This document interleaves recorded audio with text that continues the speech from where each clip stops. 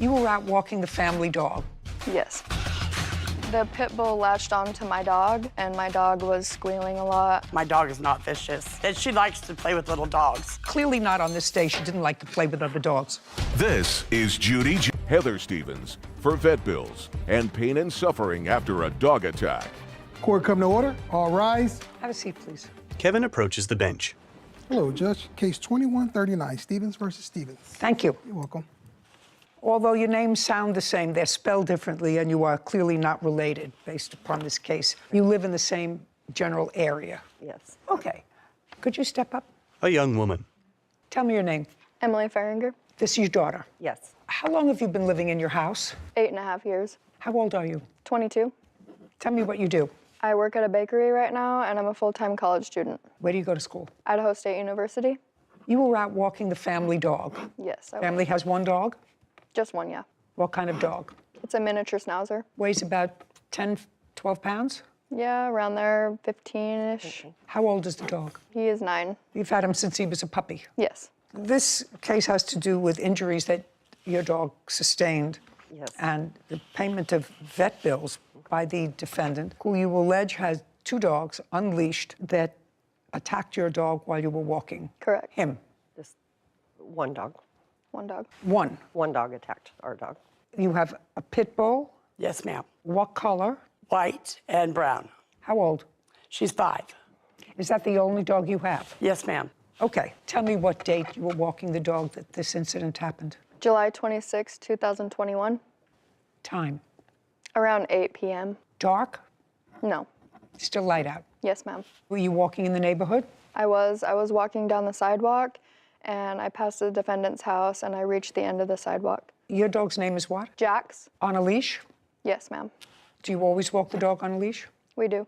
Tell me what happened. I was walking down the sidewalk, and I reached the end of the sidewalk. I was about to cross the street, and... Do you have a picture or diagram? I do. of I where have a this happened? diagram. May I see it, please?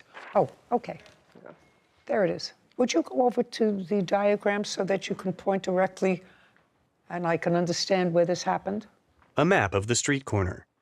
I was standing right here, and I noticed the dog come up on my left side. On your left side? Yes. Did you notice from where the dog came? It seemed to be out in the street when it approached me. So it didn't come from the defendant's house, it came from the street? Yes. It had been on the left-hand side of me. And then the pit bull latched onto my dog on its leg. What color pit bull? Brown and white. Was there any fighting or a scuffle before? No, ma'am. It just ran up to me, and it latched onto my dog's leg, and it picked my dog up and was yanking it around in the air. And it was very loud, and my dog was squealing a lot and crying out very loudly, so I yanked his leash so that I didn't have to bend down and get hurt myself. And I picked him up, and I ran back. So you yanked him up by his leash? I did. Okay. Did he have what kind of a collar on? A regular collar or one of those harnesses? We have both, so I'm not sure which one he was wearing at that time, but I believe he was wearing the collar. Just the collar? Yes. So you lifted him up by the collar? Yes. Did you see where the dog went? I do not remember. I think the pit bull ran back into the defendant's household. But you're not sure? I'm not sure. What did you do next? We took the dog to the animal hospital. Okay. You can go back now. Emily rejoins Audrey at the plaintiff's table. Stand close to you. Sorry. Had you ever seen this dog before? I have. Where had you seen the dog before? I've seen the pit bull in multiple places around the neighborhood. I've seen it across... That same dog? Yes. I've seen it across the street in that across-the-street neighbor's yard, and I've also seen it in my yard, and it's also been next to my chain link fence before. Did you or you, Ms. Stevens, ever have a conversation with the defendant about the dog being unleashed? I have not spoken to her at all. For how long have you seen her unleashed dog out and about? Probably about 10 times. Have you ever said anything to your mother about seeing this dog outside? I have. Okay. I'm listening. Yes, ma'am. May I show you on the Absolutely. on the diagram? Thank you. Absolutely. Okay. First of all, No, don't tell me first of all. Okay. Were you there at approximately 8 p.m. Yes, I on was. July 26th? correct, I was. Okay, where were you? Show me where you were. I was right here. I was loading a fridge into my home. I had my dog right here in the middle of the driveway, chained to the fence, okay? She came from across the crosswalk here, because I have a witness as well to show. She came from the crosswalk with her dog in front of her. She came across right into my driveway, the dog went into my driveway, and my dog went up to her and they began to fight. You're going like this. Yes. You're going like this. I don't want you to go like this. Okay. So your dog was on a chain. Yes, ma'am. A chain that extended almost to the end of your driveway. Correct. So show me exactly with your finger Okay, yes. where you say this confrontation between the pit bull and the schnauzer took place. Right here, ma'am. Well, you're pointing to about a foot. Well, now you keep moving your finger. Right here. Heather points at the end of her driveway.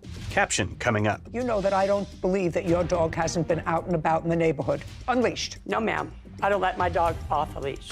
We do have pictures of the dog as well, if you'd like to see those. Oh, do you? We Yes. You mean out and about? Yes. I'd like to see that.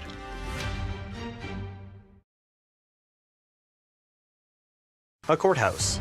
The Judy Justice logo appears. In the courtroom, Audrey, Emily, and Heather. Audrey Stevens claims her neighbor, Heather Stevens, owes for vet bills after her dog was injured by Heather's pit bull. Now you're moving your finger. So you're saying it's right at the end of your driveway. Yes, ma'am. Just a second. It was up further 5 seconds ago. Okay, Now my you dog was right here, yeah, ma'am. Yeah. The fight occurred right here. Well, now your finger is at a different place, madam. I'm Well- just letting you know your finger moves up the driveway. Right, I'd say right here. Okay. Yes, ma'am. Heather returns to the defendant's table. You know that I don't believe that. I know you don't believe that, You, Honor, but you that's know, what happened. you know that I don't believe that your dog hasn't been out and about in the neighborhood. Do you know that I don't believe that? I don't think she's lying to me that your dog's been out and about in the neighborhood. Unleashed. No, ma'am. I don't let my dog off a leash. We do have pictures of the dog as well, if you'd like to see those. Oh, do you? We Yes. You mean out and about? Yes. I'd like to see that. And this is after. Shh, shh. Sorry. I don't care before or after. Yeah. She just said, I don't let my dog go out without a leash. Well, this is the injury. Audrey hands photos to Kevin, who brings them to Judy. She looks at 2 photos of an unleashed pit bull. Ms. Stevens, these pictures belie the fact that your dog is out, leashed only. Do you want to see the photographs? Yes, ma'am, please. Kevin brings the photos to Heather, who reviews them.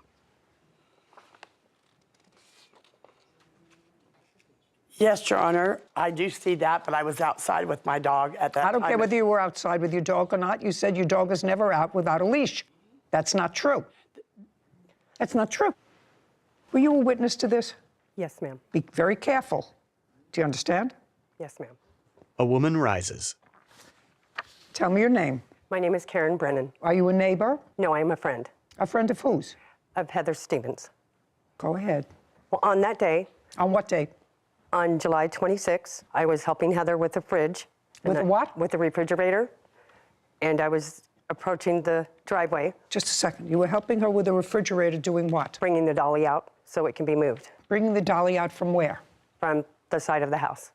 And? And I looked over and I saw the little dog and it caught You my eye. saw what? The little dog. And it caught my eye because every time before, anytime I put the dog out, Miss Stevens' dog, that little dog, if it was in the backyard, would continually bark at. Just a second. Did you put the dog out that day? No, I did not that day. But I recognized So the you dog. did not put the dog out No, that day? not that day. Okay. What time did you get to Miss Stevens' house? Mid-afternoon. What's her dog's name? Lily, Was Lily chained to the fence all afternoon? when we were, Was Lily chained to the fence all afternoon? That's either a yes or a no. When you were there. That's either a yes or a no. Was Lily chained to the fence all afternoon when you were there? You said you got there mid-afternoon. This happened at 8 o'clock. Was the dog chained to the fence all the time you were there? Yes or a no? Or I don't know. No. no, Where was the dog? in the backyard Until what time? until around 7-ish or so. I don't know the exact time, but it was mid-evening. Okay. And what happened at that time when the dog was moved from the backyard outside of the backyard? Who moved the dog? We went to go get the refrigerator. No. Who moved the dog? Heather did. She took the dog from the backyard. Yes. Just a second. To the backyard to the driveway, just to the driveway, because that's where she pointed out that the dog was chained to the driveway fence. Yes. When we came back from we went to go get the refrigerator. Just a minute. Well, you didn't tell me, so you left the house. Yes. What time did you leave the house? Mid-afternoon. It was like What time? approximately 4 or 5. Okay. And the dog at that time was where? With us in the vehicle. So you had the dog in the car. So the dog was in the backyard. Yes. And then from the backyard, the dog went with you in the car. Correct. And then what? And then we picked up the refrigerator, and we came back, and then she had chained her. Okay. So from the car, the dog went to the fence, which is chained sort of midway up the fence, according to the defendant, sort of midway up the driveway. Correct. Is where she chained the dog. Correct. Is that correct? Correct. Then where did you go? And then I went to go get the dolly and bring it around so we could get the fridge out. Okay. And where did Miss Stevens stay? She was in the driveway. And it was when you were coming out of the backyard that you saw Miss Stevens in the driveway? Yes. And saw the little dog? Yes. She was in the driveway. Was she next to the dog? Go over there and point out where she was, would you, in the driveway? Karen points at the driveway. She was She, Miss Stevens, that Miss Stevens, yes. your friend, Yes. was right in the middle of the driveway near where the dog was chained. Yes. And show me where the defendant's house is, because you had been in the house earlier that day. Point on that diagram where the house is, Right here. where it says defendant. Yes. That's the whole house. And where's the front door? Right here. Up there. And where's the porch on the front door?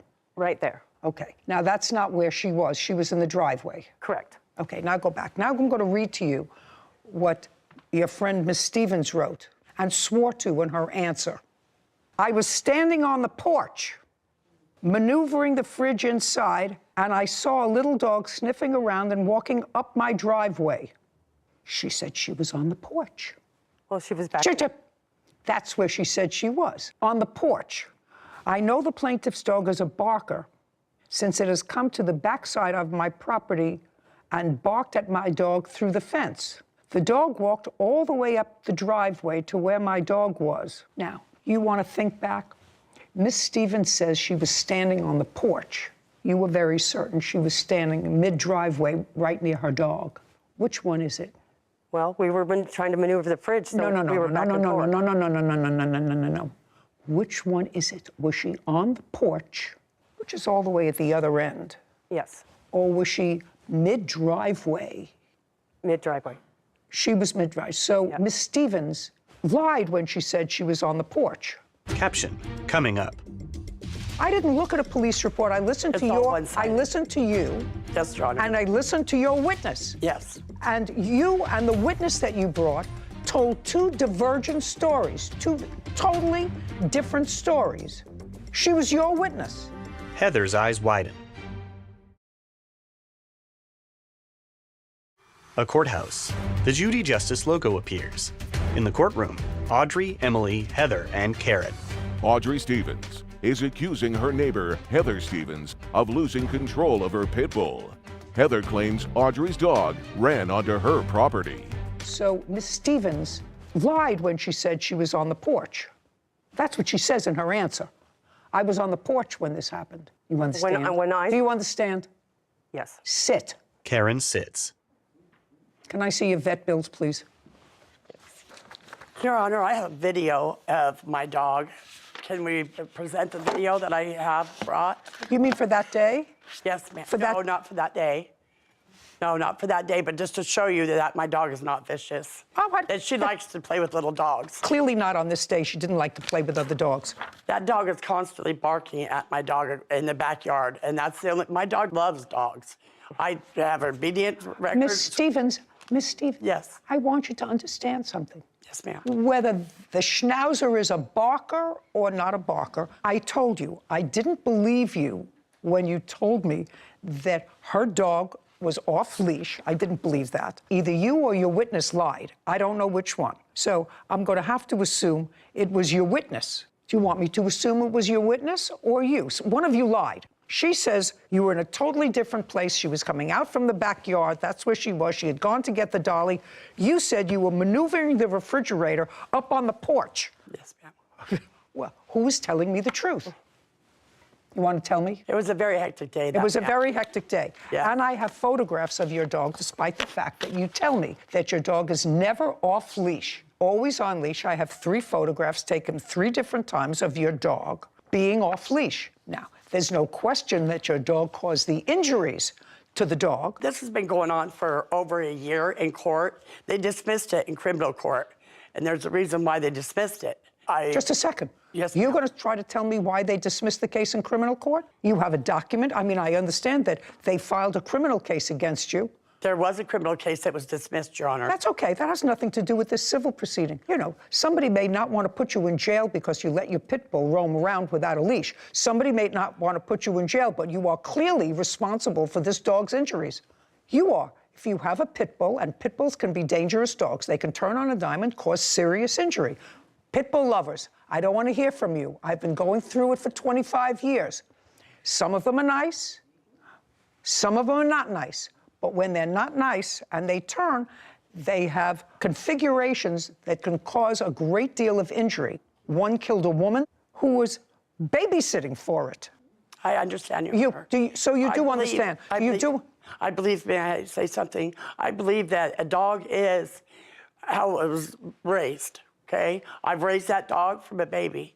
She's never been mean like that. That dog that lives next door, which is Miss Stevens' dog, yaps at my dog every single day. She goes outside, yaps, yaps, yaps, yaps at her. So what you're telling me is your dog, so if what you're telling me is that your dog had the right to be aggravated because the dog yaps at her all the time, that's not a reason to let any dog, but especially a dog that has potential to cause injury, out without a leash. And you do that regularly, and you can't do that.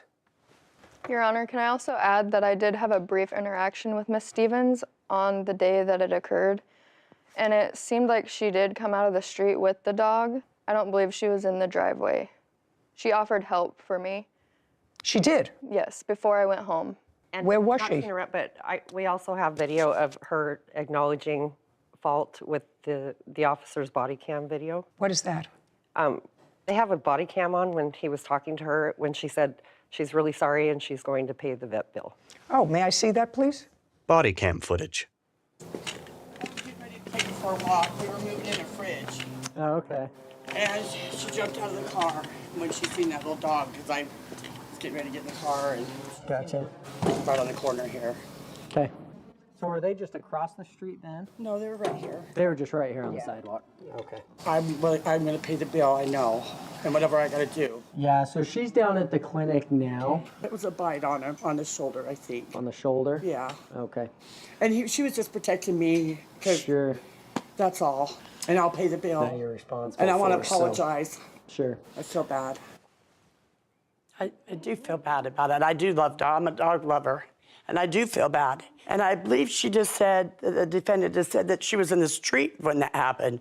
It was in my driveway that happened, Your Honor. I'm just saying, we want to be honest. Was your dog on a chain? My dog was on a chain, Your Honor. Another thing, I never got my side of the story added to that at all. It was all one-sided. The whole police report was one-sided, Your Honor. I didn't look at a police report, I have madam. one right here. Just a second. I didn't look at a police report. I listened It's to all your. I one-sided. listened to you, Yes, Your Honor. and I listened to your witness. Yes. And you and the witness that you brought told 2 divergent stories, 2 totally different stories.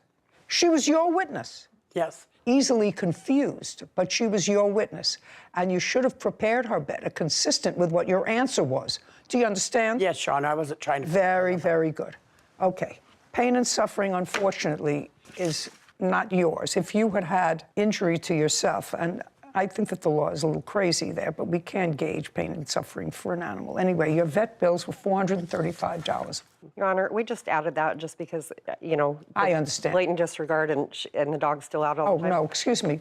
The total with tax was $441. Judgment for the plaintiff. Thank you very much. Thank you. This court is adjourned. Outside the courtroom, Emily, then Karen and Heather. It's been a struggle just because of how long it's been going on. It was a crazy day. The dog almost got to our dog's leg bone and broke it. Because the dog is always japping at my dog. It was pretty scary. So it surprised me that that happened. He was bleeding and everything. She's not vicious whatsoever. We ran him up to the hospital. The animal control never get in my house. I had a feeling that Judy would see right through her, so. I love dogs, and I felt sorry for the little dog. I'm happy about the settlement and how we got our money. Judy and Sarah. I'm not even going to get on my soapbox with regard to dogs that are potentially dangerous. There's no question that this lady has a dog that she's had from a puppy, and the dog has never caused her any difficulty, but there's also no question that she lets that dog out without a leash. I mean, they had proof of different occasions of the dog out and about. After this after happened. this incident. After this incident. So you can, I think that's also a great lesson, that you can feel bad and be an animal lover and want to take care of the bill. But if you don't take any subsequent remedial measures to fix your bad behavior that caused this great deal of injury, then I don't really believe you that you feel sorry or that you're a dog lover. Because, well, that's an interesting perspective. Yeah, I mean, you knew what you had to do to ensure the safety of the dogs and other people in your neighborhood, and you chose not to do that. So after it had already had an incident. Exactly. At least one. Yeah. Title, Judy Justice. Want justice? Go to judyjustice.tv. He'd gotten a restraining order against me. Against you. I sent him a letter saying that I wanted payment. This letter threatens to go to his boss to get him fired. That's what that says. That's what you were threatening. This is Judy Justice. Herman and Tina Smoody are suing their former son-in-law, Dalton McDonald, for unpaid loans. Court come to order. All rise. Judge Judy. Have a seat, please. Kevin approaches. Hello, Judge. Case 2082, Smoody versus McDonald. Thank you. You're welcome. Mr. and Mrs. Smoody, the defendant used to be married to your daughter. Yes, Your Honor. And according to what I've read, they were married for about 5 years. Yes. The thrust of your claim is that he owes for a couple of things, for rent and the balance of a truck. That's your lawsuit against him. I'd like to know, do you know the date of their marriage? 3/16/2011. And your ex-wife's first name? Jacqueline, And when did you and your former wife separate? in 2020. And you had 2 children. How old are they now? They are 5 and 8. And who has custody of the children? Dalton has physical, and they have joint custody. Just a second. So he has custody of the 2 younger children? Yes. That's a yes. How long have you had custody of the 2 children? Since July of last year. At some point during the marriage, there was a truck purchased. Yes. Who purchased the truck? Dalton purchased the truck. I co-signed for it. And when was it purchased? Month and year? June of 2017. Was that the only car Yes. that they had? Yes. So that was a family car. Yes. And in 2017, was your daughter working? Yes. So both parents worked. And both parents, I assume, pooled their money and I assume made car payments. Yes, Your Honor. Yes. Is that correct? Both. And then they separated in 2020, and at that time, the children came to live with you. Correct. And you took the truck Yes. by agreement with your now ex-wife. Yes. In 2020, who made the car payments? My husband did. Is that correct? Yes. I made all of the car payments on that vehicle, all of them, from the time it was purchased until we paid it off. Okay, so what you're telling me is from 2017, you made all the car payments. That's correct. Did your daughter and son-in-law make any of those payments? Not directly, but they paid toward the balance of the money that they were. You Okay. paid for the truck That's correct. since 2017, since they correct. were married, Yes. with no reimbursement. I took payments out of my daughter's check. Just be very, very careful with me, sir. Yeah. I want you to be very careful with me. I read that, what we call in Yiddish, Bubameises in here, that you took money out of your daughter's check. Bubameises, it means grandma's tale. It means it's not true. It means it doesn't sound right to me. I read it in here. Don't try to repeat it here because that won't be good for you. Okay, I'm going to believe you if you show me copies of her checks that you made to her with withdrawals from money she owed you. That's all I want to see. Do you have that? I do not. Not, of course not. Now, he has the truck, and this was clearly either a gift or a marital debt. Either one of those two things. It's either a gift or a marital debt. It was a family car that was used by your daughter, her husband, the grandchildren, with, according to you, no reimbursement, according to you, except this ridiculous reimbursement from your daughter's check, which I don't believe, so I'm not even going into it, with no reimbursement 2017, 2018, 2019, 2020. And when your daughter and the defendant separated in 2020, according to him and according to you, he took the truck and the children. And that was with her consent or not? Yes, it was. With her consent. Is that so far right? That's what you're telling me. It's accurate. Right. Did you intervene in the divorce proceeding and say that there is money owed, marital debt owed, and part of the marital debt is this loan on the truck? No. No, no. The answer is no, you did not. It would also be fair to say that you don't know how much, according to you, she paid for the truck. I do, Your Honor. I have Well- that ledger that I have. I would go to her each week and say, Jacqueline, how much can I take toward the loan? And that's how much I would take off each week. All you have to do, sir, is show me. Otherwise, this is a whole bunch of nonsense. Yeah. It's a marital debt. You did not intervene in the divorce proceedings and say, listen, this is a debt that's still outstanding, whatever it is, $2,000, $3,000, $4,000. You didn't do that. Now, the only thing that you can say to me with regard to this truck business is if you had, had an agreement with the defendant in 2017 to pay the truck. And be very careful, because what you've told me is he didn't make any payments to you from 2017 ever. He made some payment. Just a second. Interesting. Show me where he made payments. Did you give him a receipt for payments? No, this is a small town, and It's not a small town, it's a family, sir. It's not a small... I do have the ledger. I'm not interested in a ledger you created. It's self-serving and therefore inadmissible and created for the purpose solely of this litigation and not created at the same time that the event took place. I might even cut you a little slack if you had a ledger, a book with entries in it at different times from 2017 in different ink, with a day, how much was paid back on the loan. I guarantee you do not have that. You have a very nice piece of white paper that you created for me. Is that correct? That is correct. That is accurate. Okay, so I'm not interested in your ledger. That's not a ledger. That's a document prepared for the purposes of litigation. So I want you to tell me what conversation you had and when with Mr. McDonald about paying for the truck. Caption, coming up. They bought this boat from you. Accurate. And how much did you sell it to them for? $2,500. Did they pay you for it? No, part of that was put on the ledger, and part of it was cash. You know I'm not buying your whole story.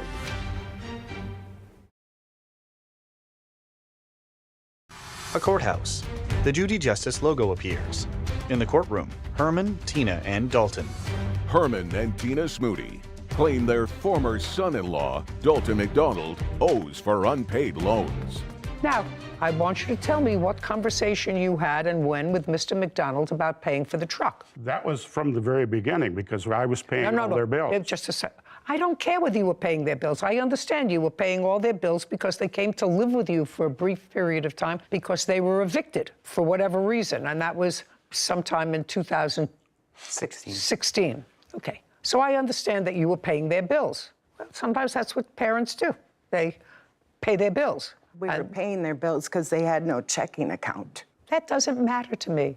I want to know your conversations with, where did it take place? Because you're not suing your daughter, you're suing him. The conversation was when we rented the farm for them, which I know is not with the truck, but the landlord would not let them rent from them because they had terrible credit. We'll get to the rent later. Stick with the truck. Don't talk to him when I'm asking him questions. Well, the truck was the same thing. We put that on the ledger then, or on the running total, and they agreed. They both agreed that they were going to pay us off. Okay. He came over on Labor Day weekend, and I showed him the ledger, which he saw all the time. No. Don't tell me what he saw. Don't tell me what he saw. If what you're saying is you showed him the ledger when he came over with the boys. Yes. And he was going back to Minnesota. Right. And he brought the boys to see you to say goodbye? Correct. Okay, so far, it's very nice. You have a reasonable relationship with him, and certainly your daughter was clearly overwhelmed because courts do not usually split up children, so they must have felt that the children's best interest would be served if they remained with their father. Clearly what happened, the father came over to you to let you say goodbye to the children, and when he came over to let you say goodbye to the children, let me understand what you're saying to me. What you said to him was, not thank you for taking over this responsibility. Your daughter had more children than she could take care of, physically or financially, right? Clearly. Yes. Clearly. So what you want me to believe that two nice people who took in their daughter with her 2 kids and a husband and bought a truck and made arrangements for them to have someplace to live, that these two nice people, when he came over, because your daughter couldn't take care of her children, and he brought them to say goodbye, you said, it's very nice. I want you to take a look at this ledger and see how much money you owe me. That's what you're asking me to believe, right? I'm going to let you live with that fantasy that I believe that. And so I did give him the balance of what he owed me on the rent No. and on the truck. Nice. And he he looked me in the eye, he shook my hand and said, Jerry, I promise I'm not going to screw you on this. I'm going to make those payments. Make payments for what? On the rent and on the truck. Okay. Did you have that conversation with him? No, I did not, Your Honor. The conversation was when I came up there the last time, Jerry was trying to sell his fishing boat, so I posted it on Facebook, and I sold it for him. In what month and year? That would have been September of 2020. After selling the boat, he gave me $1,200 for helping him. How much did he sell the boat for? It was $4,700. So that was after you'd already moved? Correct. With the children? Yep. Okay. He helped you sell the boat for $4,700? Just answer my question. No. Did you give him $1,200? No. He bought that boat from me a year prior to that. He had it. So they bought this boat from you. Accurate. When? That would have been in the spring of 2019. And how much did you sell it to them for? $2,500. Did they pay you for it? No, part of that was put on the ledger, and part of it was cash. You know I'm not buying your whole story. I'm not buying your whole story sorry, because what Your if... Honor, I'm telling you the honest-to-God truth. No, I don't think so. I don't think that I would have sold people who had no credit, who couldn't buy themselves a truck, so you had to co-sign for the only means of transportation that they had, who couldn't pay for their rent, who couldn't pay their bills because of their bad credit. I don't believe this whole scenario about selling them a leisure boat for $2,500. It's mind-boggling that you would think that an intelligent person like me would accept that. Okay, forget the truck. You have the truck now. Yes. Okay. You haven't finished your story with me, so sold the boat, and he gave you $1,200. Correct. I gave him the $1,200 back, which made us even on the truck payment, and he gave me the title. Tina signed it, and then I brought it back to Minnesota and put it in my name. Okay. Who signed it? Tina signed it. My name was on it as well. Your name? Yes. As joint owners with him? Yep. Co-signer. Oh, interesting. In what month did Mrs. Smoody Yes. sign over the car to you? The same day that I gave Jerry the $1,200, that would have been in September. Now, do you remember the $1,200? No, it was $1,000 that he paid toward the loan when I sold the boat for him. Okay. And it was his boat that I sold for him. Okay. You did not create this as a marital debt. It absolutely was a marital debt. So I'm dismissing that portion of your claim that deals with the truck. Now, let's deal with the rent. The rent that you're talking about was rent in what property? The farmhouse that they rented. From in when to when? 2016, November 2020. And over the years that they lived there as a couple. Yes. The rent was paid to a landlord. Correct. By you. Yes. Is that right? Correct. And they, your daughter and her husband, would give you cash, checks, or whatever Cash, to usually. cover the rent. Yep. Yes. And how much did they give you to cover the rent? When we started out, rent was $800, and Later on, he raised it to $900. We never made it a set amount each week. They gave us what they could. And we've done this before in the past, and they've always paid us back. Well, then you should have sued them and listed all of this as a marital debt in the process of their divorce. So it could all have been... We're handling it could all have Jacqueline been, in another way. You what? We're handling Jacqueline alone. I don't understand what that means. Well, you're saying it was marital. Just a second. Does that mean that you've already served your daughter with a summons? Not yet, no. Of course not. Of course not. And you did know when they were divorcing. Yeah. You did know when they Yeah. were divorcing. I'm not buying anything of this lawsuit, most of which, at least the rent part, is totally stale.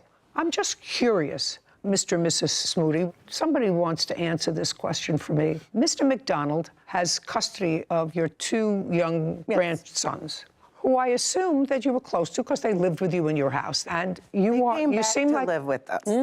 The two boys came back to live with us. From when to when? December of 2021 until July of 2022. 6 months we had them. Just a second, 2022.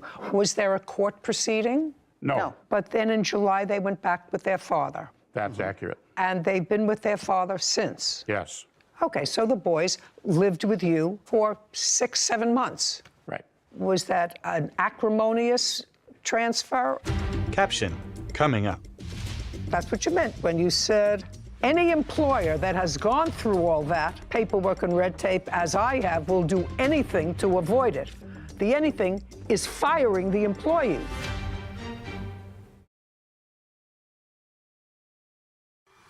A courthouse. The Judy Justice logo appears. In the courtroom, Herman, Tina, and Dalton. Herman and Tina Smoody are accusing their former son-in-law, Dalton McDonald, of refusing to pay back loans. Was that an acrimonious transfer, or was it something that you both... What happened there was he called my husband to see if No, we no, would... no, don't tell me what he said to your husband. Okay, you I can will tell you him. then.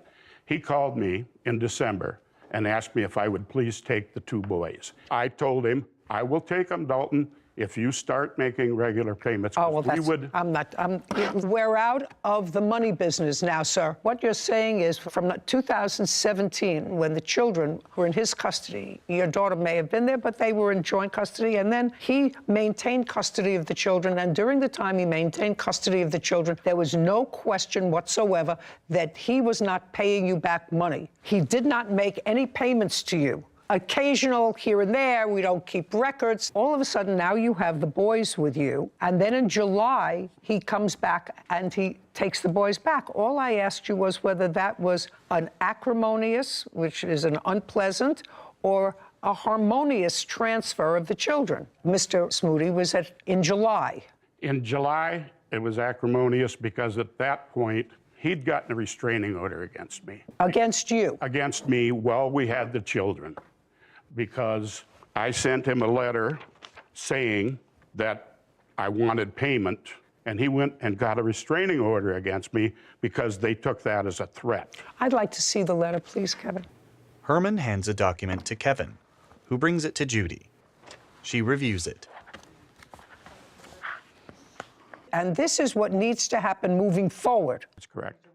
You need to mail me $200 on the 1st of every month and $200 on the 15th, starting March 1st, 2022. If I do not get these payments on time, the following will happen, which is, you know, you could say, I'm going to sue you, right? I'm going to sue you, but that's not what you say. You say, I will go to your boss and talk to them about garnishing your wages. Any employer that has gone through all the paperwork and red tape as I have will do anything to avoid it. So that's a threat. What you're saying is, I'm going to call your boss and tell him that I'm going to sue you, and then your boss is going to have to go through all the red tape of what it means to have a garnish on your salary. You have to go through accounting, and they have to deduct it. And no boss wants to do that, which is in effect say, so either you pay me or your boss is going to fire you. That's what you meant when you said, any employer that has gone through all that paperwork and red tape, as I have, will do anything to avoid it.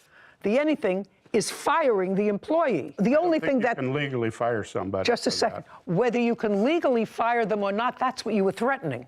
That's what that said. So we got an order of protection against you. Correct. And? Then I didn't fight it because I didn't anticipate having any conversations or contact with him. When you wrote this letter, Yes. you had the boys. Yes. Right. Not before. No. Not before. And he had had the boys for some time alone. 3 months. He had had the boys for some time alone. Okay. Let's go back to my original question, which was, when the boys went back to their father, was it acrimonious or harmonious? It was not good. Well, so tell me your version of what happened. The reason it was acrimonious is because he knew very well that once we got him, we put him on a strict schedule. 8 o'clock, brush your teeth, 8:15 pajamas, 8:30 bed. Where was your daughter living at this time? With us. Yeah, just to say, if you're going to interrupt him because you want to get it out, I'm sorry. that's not going to be good for you. She had a room at our house. Just a second. So your daughter was living with you. So what you're telling me was your daughter was in the wind someplace. Accurate. Okay. You know, you had her for a long time. He only had her for 5 years. And I can understand the sadness if your daughter is in the wind and not being responsible, sir. But that doesn't mean he has to shoulder all the burden. Right now, he's shouldering all the burden of supporting the 2 children, which I assume you're doing. They're living with you. And so are you working? Yes, I am. And he's working. Your daughter is not. She's working 2 jobs. She always has. If she's working 2 jobs, why was she in a She room? wasn't renting, she was living there free. Okay, so now let's get back to this acrimonious transfer by the children back in July. Dalton called me, or called the kids. Okay, so he called the After children. bedtime. Okay, Called and my wife's phone 4 times. Ring, ring, ring, ring, and she wouldn't answer because kids were in bed. And then he called my phone twice. The second time, I have an old flip phone. I flipped it, walked in, because now I hear the boys are awake. I let them talk to the boys. And then I took the phone back and I said some naughty things to him and hung it up. What did you say naughty things to him for? Because I was very angry at him.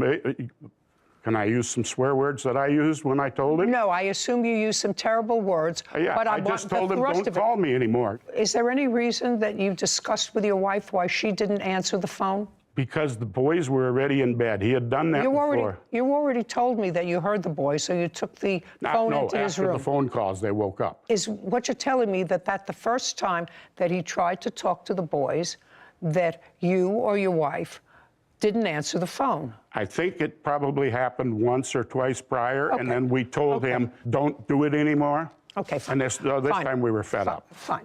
So that's when he said, I'm coming to take the boys. No, no. Well, when did he say he was coming to take the boys? Not until July. Jacqueline told us that Dalton was going to be taking the kids once they got out of school. Okay, I'm going to take the pain out of this case, and I'm going to do it relatively quickly. I think, Mr. and Mrs. Smoody, that this lawsuit was very ill-advised. The defendant doesn't owe you any money. He doesn't owe you any money because if there was money owed, it was a marital debt, and it should have been taken up at the time of the divorce, listed as a marital debt, and then it could have been fixed by the judge who approved the divorce how much and by whom is owed money. You chose not to do that. It was only after a very acrimonious set of circumstances, roughly 5.5 years later, after this truck was purchased, that you chose to exercise any prerogatives with regard to a debt, except this letter, which threatens to go to his boss to get him fired if you don't stop making payments, and that was only after the 2 children came to live with you and were sort of overwhelmed. You have to understand, Mr. McDonald, who I think probably is trying, he's got the 2 boys. It got very complicated, but it's not a lawsuit, and I would make nice with him. He's got 2 children that you probably want to have some connection with, and this lawsuit certainly doesn't help that. Well, anyway, for all the reasons that I've stated, your lawsuit's dismissed. We're finished. Thank you. This court is adjourned. Herman. He owes us that money. He admitted he owed us the money. I think the judge was absolutely correct. He promised he was going to pay us the money back. I don't owe Jerry any money. Kids are irresponsible, have no sense of honor, duty, respect, responsibility, nothing. It really should be a family thing, and maybe one day it can go back to it. This was a great case that explains why a lot of cases in civil court have a statute of limitations before you can bring a certain kind of case, because here it was hard for us to understand why they would not have requested that money back earlier. So when you ask for it now, years down the line where so much has happened, court's not so likely to feed into that because you don't know what the real motivation is behind it. I agree. I think it's really foolish of them, especially since their ex-son-in-law has total custody of these two little boys, for them not to maintain reasonable relationship with him. It was a good showing, though, that if you do give money to your daughter, son, and their significant other, and they do get divorced, you should follow that divorce proceeding. So if you do have a claim, legitimate debt, or claim, then List it. that's the place where you should bring it. Absolutely. Title: Judy Justice. Are you having a family dispute? Go to judyjustice.tv. You contracted with him to make you a costume. Yes, ma'am. And what was wrong with it? Many, many things. I'd like to see it. A young man puts on a brown cloak. It's a costume. Get a life. This is Judy Justice.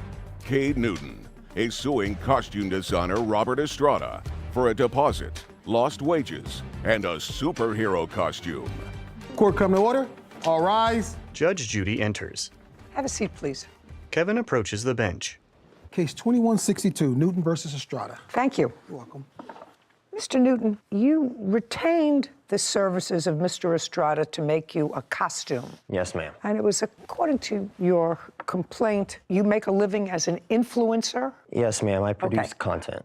Now, Sarah has actually tried to explain that to me, what that is. And I think the kindergarten version of what she told me was, you are on the internet and your idea is to get as many people to follow the things that you do in your life as possible. And you post on the internet your pictures doing whatever you're doing. And then when you have enough people, advertisers, people who make products, pay you to tout their products one way or another, and that's how you make a living. Yes, ma'am. Thank you. No problem. Anytime. Okay.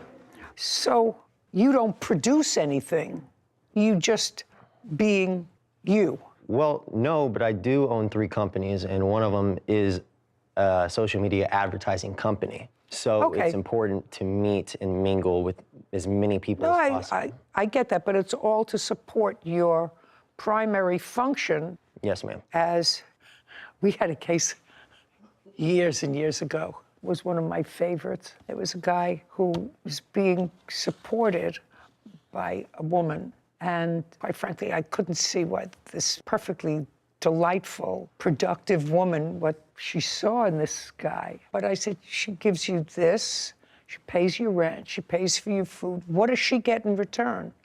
And I'll never forget his answer. He said, she gets a me.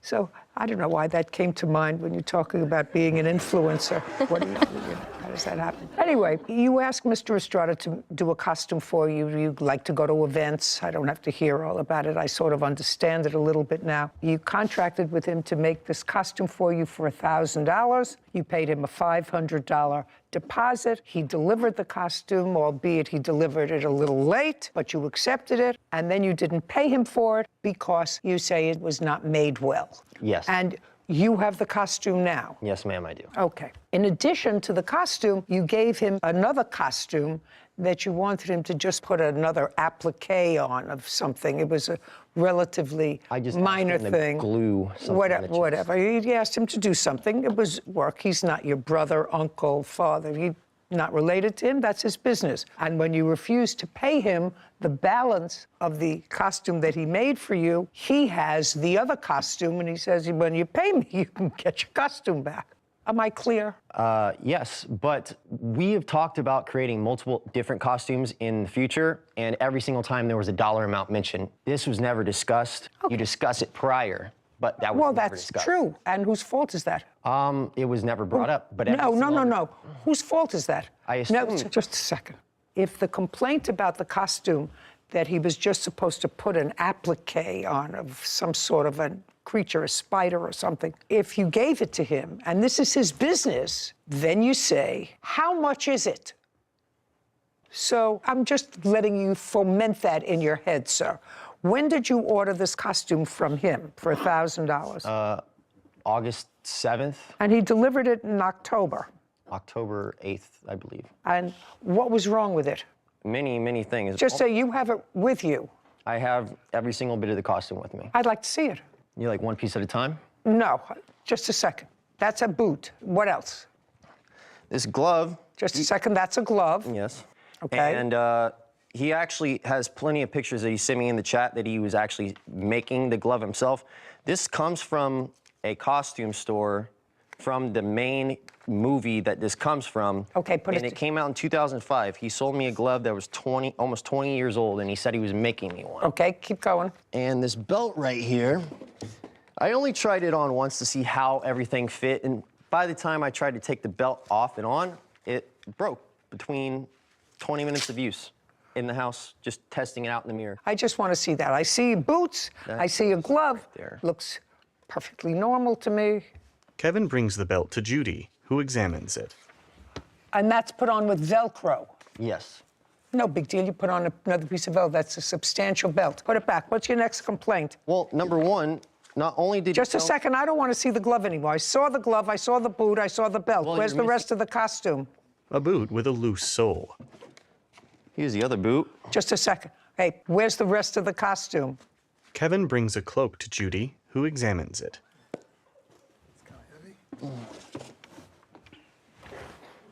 We don't have a mannequin or something we could put this on? We don't have a mannequin or something we could put this on? We could put it on him. Put it on him. Ask him to put it on. I want to see what's wrong with it. It's a costume. Cade puts on the costume. Caption, coming up. Listen to me. I'm not hearing you I anymore. don't think you're being very fair. It's not a popularity contest, sir. You bought something. I bought many also things. principle involved, This is not. which is this why is I not. decided to This take is this not. report. This is not. Principle. You're out. Goodbye. And later today, So you were there for a little less than 12 hours, right? You came at 5 o'clock in the afternoon, On and the at 11th. 4:30, and at 4:30 in the morning, you left. I didn't actually leave. I was told to leave. But you left. A woman nods. A courthouse. The Judy Justice logo appears. In the courtroom, Cade and Robert. Cade Newton claims costume designer Robert Estrada sent him a poorly made superhero costume. Robert is countersuing for the balance owed on the costume. Okay, now, would you do me a favor? Just put the belt on. I know that you can't use the Velcro because a piece of the Velcro came off. Put the belt around. I just want to see how the belt's supposed to go. For the record, it doesn't go like Just this. a second. I didn't ask you anything. I just said put it on. A cloaked Cade wraps a leather belt around his waist. No, you have. It's actually really difficult with this robe on. Now turn around. Oh, okay. Very good. Now you can take all the show and tell away, and you can take it off. Your Honor, if I could say something. You don't have to say anything. I've seen the costume for which he wanted to charge you $1,000. Well, there's still more. Yeah, but you don't want to put that on now, because No, you it's don't not, have to it's put not that on something again. you have to put on. We're looking at the showmanship. A strip of leather. This should be one continuous piece. Mr. Newton, get a life. Get a life. Get rid of that stuff. Put it over there on that chair.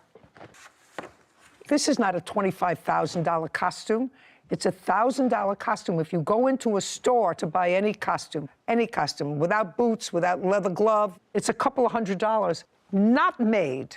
And if you don't like the way it was made, don't use the services again. According to what I read, you have lots of costumes. I have two.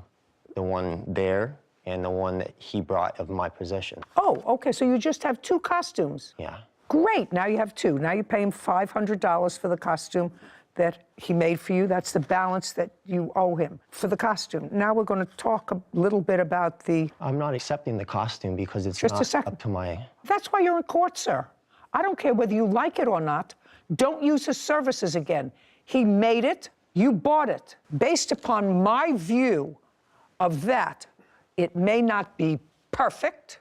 I paid for it to be perfect. That's Just the a reason second. why I bought Just it. a second. I like a lot of things perfect, sir. There's a Life reason is why I not. bought it. Life is not perfect. You're going to pay him for the costume. paid for No, perfection. you're going to pay him for the costume. That's it. That's why you're here, for me to make a judgment. If I looked at this thing and didn't think that, for instance, when you sent him those boots, were the soles falling off the boots? No, there will not. I didn't think so. That's for my benefit. He's going to pay you the $500 that he owes you for the costume. The belt wasn't. And then he bought it. The belt wasn't falling apart either, but one use, and within 20 minutes of trying it on, and voila. Just a second, Mr. Newton. I'm done with that. I'm on to the next gig. I'm on to your other costume that he was supposed to put an applique on. You have that costume? I do. Very good. Now, I want to tell you something. He didn't send those boots with soles off. They don't fall off by themselves. Just a second. No, they don't fall off by themselves. And I didn't wear it anywhere. I don't care whether you wore it anywhere, and I know they don't fall off by themselves, and he didn't send them that way. So you figure out, let the people out here figure out what's in my head, how the soles came off both of those shoes. You can tell me why one piece of the costume has a bigger arm than the other. Listen to me. I'm not hearing you anymore. I don't think you're being very fair. Listen. Just to be They fair. said it. I'm a big fan of you, but I don't think you're very fair right now. It's not a popularity contest, sir. You bought something. I bought many also things. principle involved, This is not. which is this why is I not. decided to This take is this to not. court. This is not. Principle. You're out. You're gone. Goodbye.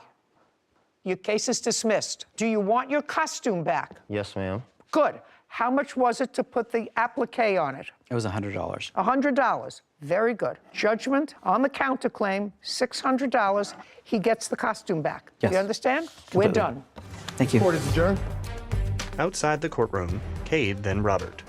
I paid a pretty penny for something that was just fabric and boots. I tried to explain how the costume works, and unfortunately, he didn't really listen. He doesn't listen. It's one of my favorite things of all time. I've always wanted it. Well, I gave him what he wanted, but when I delivered it, he actually didn't take the time to hear me tell him how the suit goes on. Sarah and Judy. So what do you think the likelihood is that the defendant shipped those boots with the soles the way we saw them in court today? 0.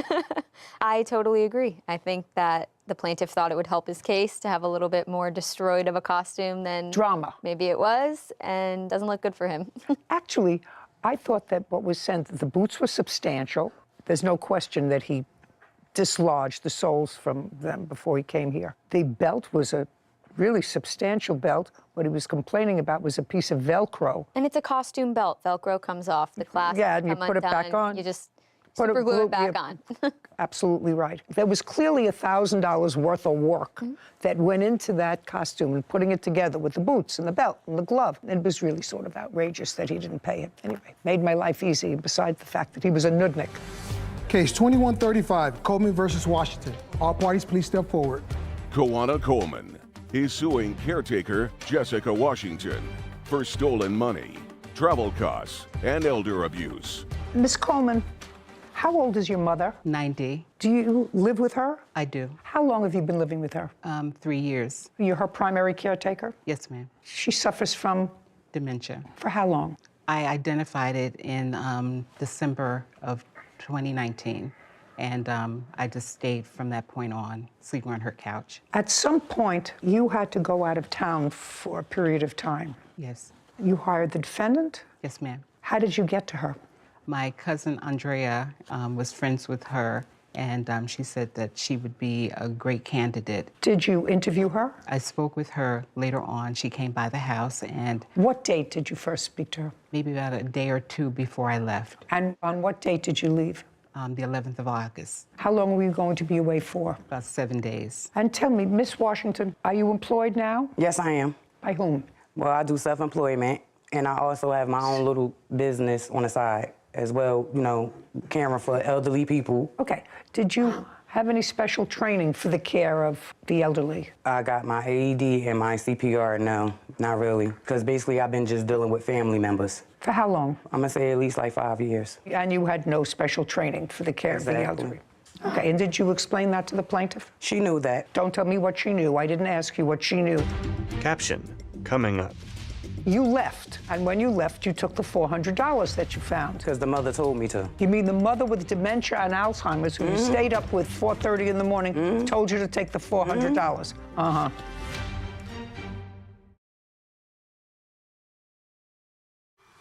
A courthouse. The Judy Justice logo appears. In the courtroom, Koana and Jessica.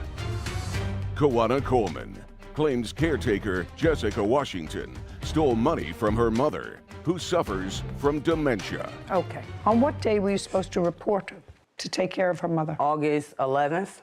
Did you? Yes, I did. Who was there? It was Miss Coleman and her mother. And the arrangement that you made with her was for 7 days, and you would be living with her mother. For 7 days. And what was she to pay you for the 7 days? We never discussed a payment. Well, this is what you were doing for a living, and you had jobs for the last 5 years. Is not an answer. Yes is the answer.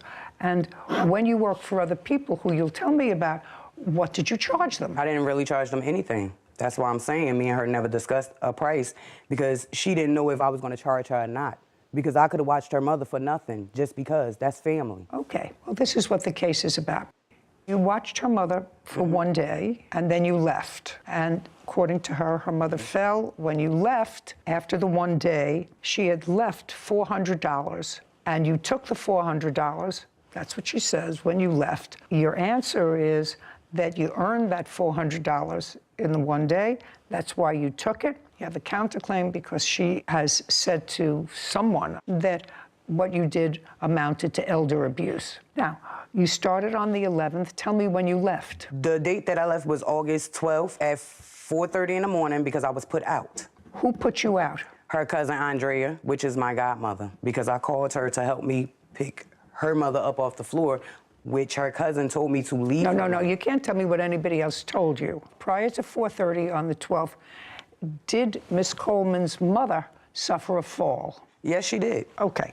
And where did she fall? She fell on the floor. She was sitting at the table where I was sitting at as well, too. I got up to use the bathroom. At 4:30 in the morning? We was up all night. Could you tell me why? Because she was waiting for her daughter to come back, because before her daughter left out the house, being as though that the lady has dementia and Alzheimer's, they think about the future, the past, and the present. She's thinking that her daughter is coming back because her daughter said, "I will be right back." So that's why she sat up all night long. I was trying to put her to bed. She didn't want to go to bed, so I called. Okay, so you were there from what time in the morning on the 11th? I got there at 5 o'clock in the afternoon on the 11th. So you were there for a little less than 12 hours, right? You came at 5 o'clock in the afternoon, on and the at 11th. 4:30, and at 4:30 in the morning, you left. I didn't actually leave. I was told to leave. Well, but you left. Yeah, and I didn't want to. I don't care whether you wanted to or not. It's not particularly relevant whether you wanted to or not. I understand what happened. You left, and when you left, you took the $400 that you found. Because the mother told me to. You mean the mother with dementia and Alzheimer's? Yes, her mother told me to. Just a second. You mean the mother with dementia and Alzheimer's who you stayed up with 4:30 in the morning told you to take the $400? Okay. Now, you're suing her for a lot more than the $400 because she said you had to come home from your travel. She's not responsible for that. She has to return the $400 to you. You told me 2 minutes ago, Miss Washington, that you never discussed fee. We did. Because this is not a question and answer. You didn't even know whether you were going to charge her anything, because as far as you were concerned, it's family. Is not an answer. And you listened to the woman that you had been hired to care for because she has dementia and Alzheimer's and had fallen, and she said to you, take this $400, it's yours. What if she told you to take a piece of her jewelry? Would you have taken that? No. Yeah. You would have taken it because No, she I gave it wouldn't to you. Because I'm not no thief. I wouldn't. No, that's not what I'm telling you. You say that you took this $400 because this woman who can't make a judgment told you to take it. What if she said to you, I want you to have my pearls? Why not?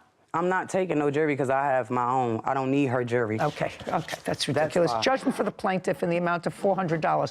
I'll take a look at the instance that you have on your counterclaim for slander when she says that you are guilty of elder abuse. What do you have to show me? It's in a court order. What do you mean it was in a court order? It is. She went and filed elder's abuse on me, plus the traveling expenses, too. I have that court order. Just a second. Is that what you're telling me? In her case against you for the $400 and for any other travel expenses, which I'm dismissing, that part of her claim, she said you were guilty of elder abuse. That's protected.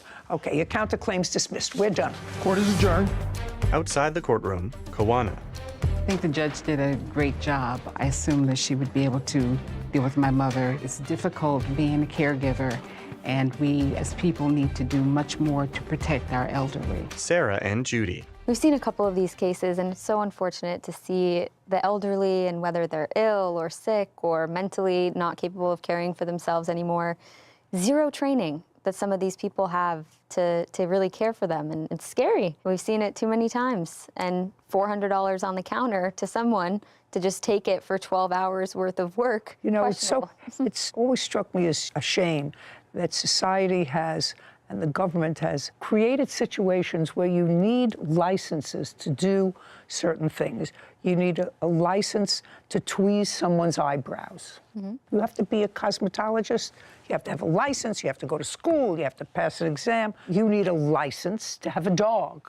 But the most vulnerable people in the population, those people who, as she said, she didn't know whether her daughter was coming back or not coming back. She said she'd be right back, so she was waiting up for her. That vulnerable person, when it worked to the defendant's advantage, said, well, she was perfectly capable of saying to me, take the money. Take the money. Yeah. Terrible.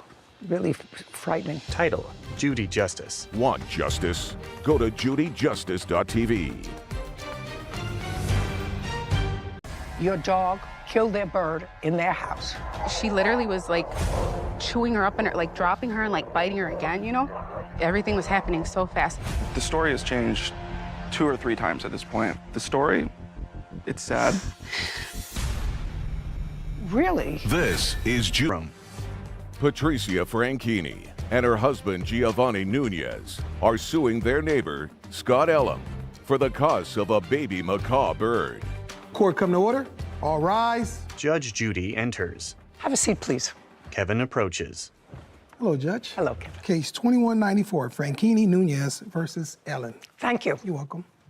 Miss Nunez? Yes. Your husband? Yes, ma'am. You and Mr. Elam? Elam, Your Honor. Elam are neighbors. Yes, ma'am. And you have backyards that are joined, separated only by a fence. Yes, ma'am. What kind of fence? It looks plastic. I'm not sure. Who has a picture of the fence? Scott hands a document to Kevin. And you each have, as would happen, dogs, same breed. No, ma'am. What do you have? I have a Shetland sheepdog and a Dutch shepherd, ma'am. And what do you have? I have shepherd mixes. How many dogs? 2, Your Honor. And you have 2? Yes, ma'am. This is what the case is about. This is the fence. It's not a chain link fence. It's either a wooden or a plastic fence. And you can see that underneath this fence, there's a board here where I assume there's a hole because the dogs dig holes to get to each other. Is that a fair statement? Yes, Your Honor. Fair statement? Yes, ma'am. Okay, good. Case is about an incident that occurred. You've been neighbors for a while, and you have had this dog digging also for a while. Also correct? Yes, the defendant's dog. Okay. This incident happened on the 16th of December, 2022. Yes. Why don't you tell me what happened? I got up that morning to let my dogs out. Both? One dog. Okay, so the day started out, me and my husband woke up. My husband had to go get a tire fixed, so he took my smallest dog, my Shetland sheepdog, with him. I remained home with my 2 children. Slowly. Okay. Sorry. How old are your kids? They are 6 and 7, ma'am. Okay. I remained home with my children because they were ill, and I had an appointment with them later on that day. My husband went to go fix the tire at 8 a.m. I got up in the morning to let my dog out. Slow. Got up in the morning to let your dog out? Yes. The shepherd mix? Yes, ma'am. Okay. I let her out, and then she came back in, and I was cleaning, and my 2 children were in my master suite with my macaw, Penelope. Okay. That's what the case about. This case is about a macaw. Yes, the ma'am. cost of a macaw. Yes. Which is a bird. Yes, ma'am. Go ahead. My kids were in the master suite. I opened the door. I'm out there cleaning. I let my dog out of my... And the dog came back. Sliding door. She came back. Well, then she stayed by the door. Now, none of my windows have curtains, so I can... Just a second. So then, but she stayed by the door, but she was inside? She came back inside. I shut the door. This was 20 minutes went by. She's by the door. She's crying. I told her we would play later. I assumed she had to go to the restroom again, and I let her out again. She stood on the step, but she didn't go further than that, and she was just kind of staring out. From the left side of the house is where the defendant's dog, Bella, charged in my home. And then when I tried to grab her... When you say his dog, Bella, yes, came into the side and ran into the house, that doesn't... Somehow, if the dog, Bella, came out and your dog was on the step, it would seem to me it would stop on the step at first to sniff, play with your dog if your dog is sitting outside. I mean, I have dogs. Would go over to that dog first, not run into your house. You would think that, ma'am, but she's been in our house 3 times before this because I had to return her to the defendant on 3 separate occasions. And she didn't do that day. When she came in the backyard on the 3 other instances, I remember the very first time someone from that household came to my door, and I knew the dog was in my backyard, but I didn't open my door. I left her back there. I figured they'd come. They did. And I said, hold on a second. I put my kids, I put my Sheltie in the room with my bird, and I shut the door. Are we talking about the same date, ma'am. December? We're talking about other days that I brought. Okay, let's not go on tributaries. Yes, ma'am. What's your dog's name? Lucy. Lucy. So the dog just went straight into your house. And what did Lucy do? Lucy charged after her and tried to attack her. Okay, so the dog has been in your house before. Have there been incidents with the 2 dogs? No, ma'am. The defendant's dog is submissive to my dog. So the only time I brought the dog in my home was when I shut all the doors to all my bedrooms. Someone from the defendant's home came, I opened up the front door, brought her in, and she went straight out because there was nowhere else for her to go. Okay, so it's your dog that is Lucy is the more aggressive dog. Lucy's never been aggressive with her. I believe that Lucy was aggressive with her that day because of the way she came in the house. When you say Lucy was aggressive, what did she do? She started growling at her, and she started... In the house? Yes. Now they're in the house. Put a period there. We have the 2 dogs in your house. Yes. And they are growling at each other. So that's not a happy picture because they're big dogs. Yes. Now let's get to the bird. You purchased a macaw. Yes, ma'am. You have a photograph of what they look like? Yes. When did you purchase the macaw? I purchased her with payments over time. I completed the purchase at the end of September 30th. This is the macaw. Yes, ma'am. That's my A parrot.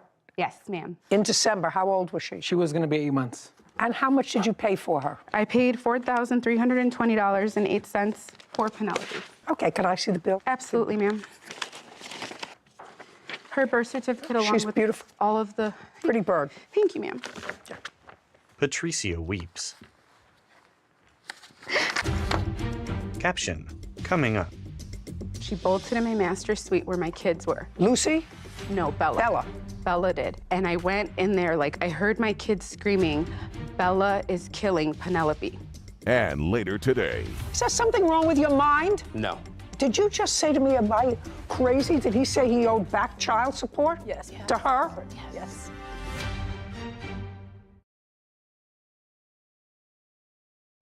A courthouse. The Judy Justice logo appears. In the courtroom, Patricia, Giovanni, and Scott. Patricia Franchini claims her neighbor, Scott Ellum, owes for the cost of a baby macaw bird killed by Scott's dog. Tell me what got you interested in the macaw. Earlier this year, full disclosure, ma'am, ended up in the hospital very sick for 2 weeks, and I was going through a lot, and I started volunteering at the bird store down by my home, and I really liked the Hans macaw because my grandma had one when she was younger. Slowly. Yes, ma'am. And so I spent a lot of time bonding with the birds there, and my husband and I thought it would be good and therapeutic for me, given what I had been going through. Okay, now the 2 dogs are in your house, sort of fighting with each other. They did not fight, ma'am. I did not Well, allow them to. growling. Yes, ma'am. Growling at each other. And tell me what happened with Bella and the macaw. I tried to calm Lucy down, and my master door was open. Everything was happening so fast. I know I'm describing it slowly, but it was quick. She bolted in my master suite where my kids were. Lucy? No, Bella. Bella. Bella did. I heard my kids screaming, Bella is killing Penelope. And that's the bird? Yes. And I tried to get to Bella. I couldn't. My dog was standing in between us. And while I was with the 2 dogs, then my son thought, oh, I'm going to go get her. And that's when Bella kind of snapped at him, and she scratched him. And so then I couldn't get her. I couldn't. She literally was like chewing her up and like dropping her and like biting her again, you know? And it wasn't until my Dutch Shepherd bit her on the nose that she finally let her go, and I swooped and I grabbed her. I booked it to my pantry in my kitchen with my kids, and Lucy stayed in front of the door, and I have a door on it, and I just stayed in there, and I called my husband, and I was screaming on the phone. He got home maybe, I don't know how long, it probably really only was like 5 or 10 minutes, but it felt like forever. She was like and where dying was in my Bella arms. during this time? Bella was around the pantry with the bird in her mouth. And then I took the bird from Bella, and then I put her to the cage, and then Lucy just stayed by the parrot. And then I opened the door and talked to the kids. They were all hysterical, and I was trying to understand what she was saying. Where was Bella? Bella was in the kitchen with a parrot. And how did Bella get back to the defendant? I walked her over. How did you do that? Kind of like how a mother pup grabs her by the neck. I grabbed her by the neck and I walked her over. Okay, your dog killed their bird in their house. And?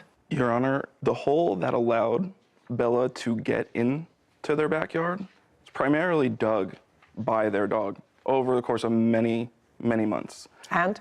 I continued to repair my side of the fence. Their dog continued to dig the hole, destroyed wood that I had put there. The dog got through. In that story, it's sad, but that's not the story that he gave to my wife when he came pounding on my door. Well, you can't tell me what he said to your wife, sir. Okay, that's fair, Your Honor. I can tell you what he said to me. I called him. You can tell me what he said to you. Instantly? Just you have to understand, he wasn't home when your dog got into the house. He came home at the end of the episode. Do you understand that? I understand that. Okay. Understanding that, you can tell me your version of what he said to you. What they both said to me. I've had conversations with the both of them since this has happened. Okay. The story has changed 2 or 3 times. First, it was she was doing something in the backyard and Bella just came charging in and basically knocked her out of the way, got inside. The first story was, I assumed the entire time that he was home, because when he was talking to me over the phone... I don't care what you assumed. He wasn't home when it started. Your problem, sir, is, first of all, you were aware of the hole. I don't care who dug it. You were aware of it. And it's not the first time that the dog has gone onto their property. Has their dog got onto your property? No, because I fixed my side of it. I take care so of the answer is no. Correct. Who do you live in your house with? My wife and my children. How old are your children? I have a 1-year-old. I have a 7-year-old. Let us say it's their fault that the hole existed that allowed your dog to get out. But you were aware of it because it had happened before that they had to bring your dog back. That a fair statement? That's fair, yes. Okay. Let us assume that it was your dog that was responsible for the hole. And their dog, despite the fact that yours was a better digger, you know, having dogs and having a fence, they both dig at the same place. They may not have fixed their side, but they both dig at the same place, trying to get to each other. Whose fault do you think it would be if their dog created the major part of the hole, got into your yard, and bit your 1-year-old? Whose fault would that be? I think it would be equally our faults. Really? Absolutely, yeah. Really? For digging, for not taking care of your property, absolutely. Really? I actually find that answer sort of bizarre. I would take responsibility if my child got hurt due to something that I didn't take care of. Absolutely, I would. Well, you may feel guilty about it, but you would certainly want them to pay all of your child's medical bills. No, I would not. Well, then you're a better person than the law is, sir, because your dog was outside of your control, clearly, because it got into their house. It was something that you were aware was a possibility, no matter who dug the hole, so you were aware because it had happened before, and your dog caused damage. And the damage your dog caused, and I'm putting the emotional distress, these 2 young children and the plaintiff, seeing your dog kill this bird that they had been paying off so much per month for a very long time. Putting aside that, they paid $4,300 for this property that your dog destroyed. And that's your fault. You're responsible for that. So if, because of this problem, and your dog has a problem, and their dog has not come onto your property, but your dog comes onto their property, then you have to say, you know what? I'm not letting my dog go out unsupervised because it has created trouble in the past. May have been their fault because they didn't fill in the hole as quickly or as carefully as you did. But you knew that that happened, and you're responsible for the damage. It would be no different than if the dog ran inside, and as she was trying to get the dog bit her, and she had to have surgery, and she had to have a plastic surgeon deal with reconstruction. Who do you think would be responsible for that? That would be you. And just because it's a poor little bird that happened to be the victim of this doesn't make you any less responsible. Judgment for the plaintiff in the amount of $4,300. We're finished. Court is adjourned. Outside the courtroom, Patricia, then Scott. I feel like it was justice for Penelope. When a homeowner doesn't take care of their property and someone lets another dog in their house, they shouldn't be blaming other people for that. It was extremely difficult to hear my kids screaming like that and do nothing to calm them down. The judge's ruling is the judge's ruling. I hope that he never gets another pet again. I don't think there's gonna ever be a relationship, which is totally fine by me. Sarah and Judy. One of the most interesting things about that case is I don't think that the defendant's dog, Bella, was a quote-unquote aggressive dog. But I didn't get a hint that the other dog was even aggressive. Even by the fact that the husband was able to walk her back by the scruff of the neck, if that was an aggressive dog, they would just turn right around and give you a nice little snap. So that says to me that although the dog didn't obviously do it on purpose, what are you going to do? But you're responsible as a defendant. You let your dog out. It's a act that's happened more than once. You were on notice. Dog is out of your control. You're responsible. That's the bottom line. Case 2202, Young versus Buchanan. All parties, please come forward. Essie Young is suing her granddaughter's father, Keith Buchanan, for an unpaid loan she gave him for a car. Judy. Miss Young, the defendant is married to your daughter? No. He is the father of your grandchild? Yes. Do he and your daughter live together? No. Where does your daughter live? In Maple Shade. Were they ever married? No. They have one child? Yes. Who's 12? Yes. Did you live together with Miss Young's daughter? Well, at one point, she lived with me in Maple Shade. How long ago? This was 2010, 2011. You mean when your daughter was a baby? Yes. How long have you had custody of your granddaughter? 11 years. My daughter never stayed with him. I don't know that. He says she did. Yeah, but she did. Caption, coming up. So she got that money that he owed her for child support, for taking care of his daughter, and he wrote that off of the loan. Is that what you're telling me? Yes.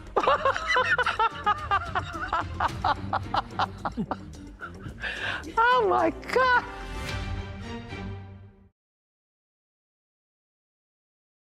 A courthouse. The Judy Justice logo appears. In the courtroom, Essie and Keith. Essie Young claims her granddaughter's father, Keith Buchanan, refuses to pay back a loan she gave him for a car. This is a very simple case, because I don't have to get into the history of why you have custody of your granddaughter. Yes. Mr. Buchanan, according to you, asked you for a loan to buy a car. Yes. When was that? Before he got it, he was calling every day. Did you maintain a relationship with him? Yes and no. Would he visit his daughter? No. Ever? Once in a blue moon. Okay. I usually have to take my granddaughter to see him. Okay. It was sort of odd to me if he was never married to your daughter, so they didn't have a formalized relationship. They don't live together now. Why would you loan him? I know that you did. Mm-hmm. Why would you loan him money? My granddaughter. Except you're a very nice person. My granddaughter asked me to. She said, "Grandma, would you please help my dad?" I told her I really don't want to. And she said, "Could you please do it for me?" Oh, different story. Yes, and then I said, okay. Okay, so you discussed with your daughter during one of these visits that you needed money to buy a car? No, never did. You never did? No. Who is this person? That's my wife. Does she work? Yes. Do you work? Yes. Well, why would you ask your daughter's grandmother, who takes care of her, who's always taken care of her? You don't, neither does her mother. Why would you not ask your wife's family? You both work, take out a loan. Why would you go to her and ask her for money? But it was a situation that happened and I lost my previous car. I contacted Essie, I talked to Essie. No, I'm asking you why you would ask her. What would prompt you to call her? Doesn't she have parents? Yes, you do. I did that, and at the time they couldn't help. So you went to her parents first? I went to her family first. They said, sorry, they can't help at the time. So Mrs. Young was my last resource, which I didn't want to use, but at the time I had to use it because I had no other choice. I had to hurry up and get a vehicle. Well, why didn't you take out a loan? Actually, I couldn't. What do you mean you couldn't? Because my credit's not all that great. I tried to take out loans. I tried to go. Does your wife have a car? Yes, she has a car. Okay, why don't you use her car? She worked. I work an hour and a half away from home, and she worked too, and we worked around the same time. How much money did you borrow from her? $2,000. How much did you give back? $912. $912. Show me. Keith hands documents to Kevin, who brings them to Judy. On page 4, May 5th, 2022, she got $912. From what? From my taxes. We agreed on once I filed my taxes, I would give her $2,000 for my taxes. She got $912 from them, that same taxes, because I owed backup child support. So she got on top of my regular payment for child support plus $912. What? Is there something wrong with your mind? No. Did you just say to me, am I crazy? Did he say he owed back child support? Yes. And so she got that money that he owed her for child support, for taking care of his daughter, and he wrote that off of the loan. Is that what you're telling me? Yes.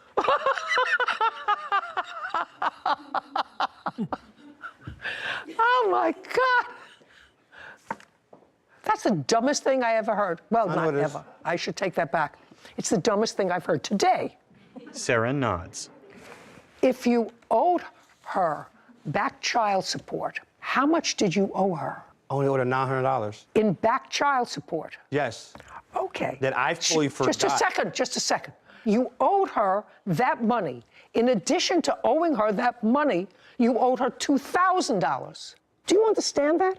So you owed her $900 plus $2,000. Are you not following me? Am I getting something wrong here? I'm with you. Are you following that? That's either a yes or a no. No, I'm not. Okay, well, I'm going to repeat it again. What you said was they took money out of your taxes for back child support, $900. So that means you paid her $900 of the $2,000. That's what your argument is. Yes. Am I getting that? Yes. You already owed her the $900. I had no awareness that I owed her $900. When I found out that $900 got taken out the taxes, I had no tax coming back. I was like, look, you got $900. You're going to have to give me time. And that's when it went south. Oh, you got $900 that I owed you anyway. Now I need more time. Oh, my God.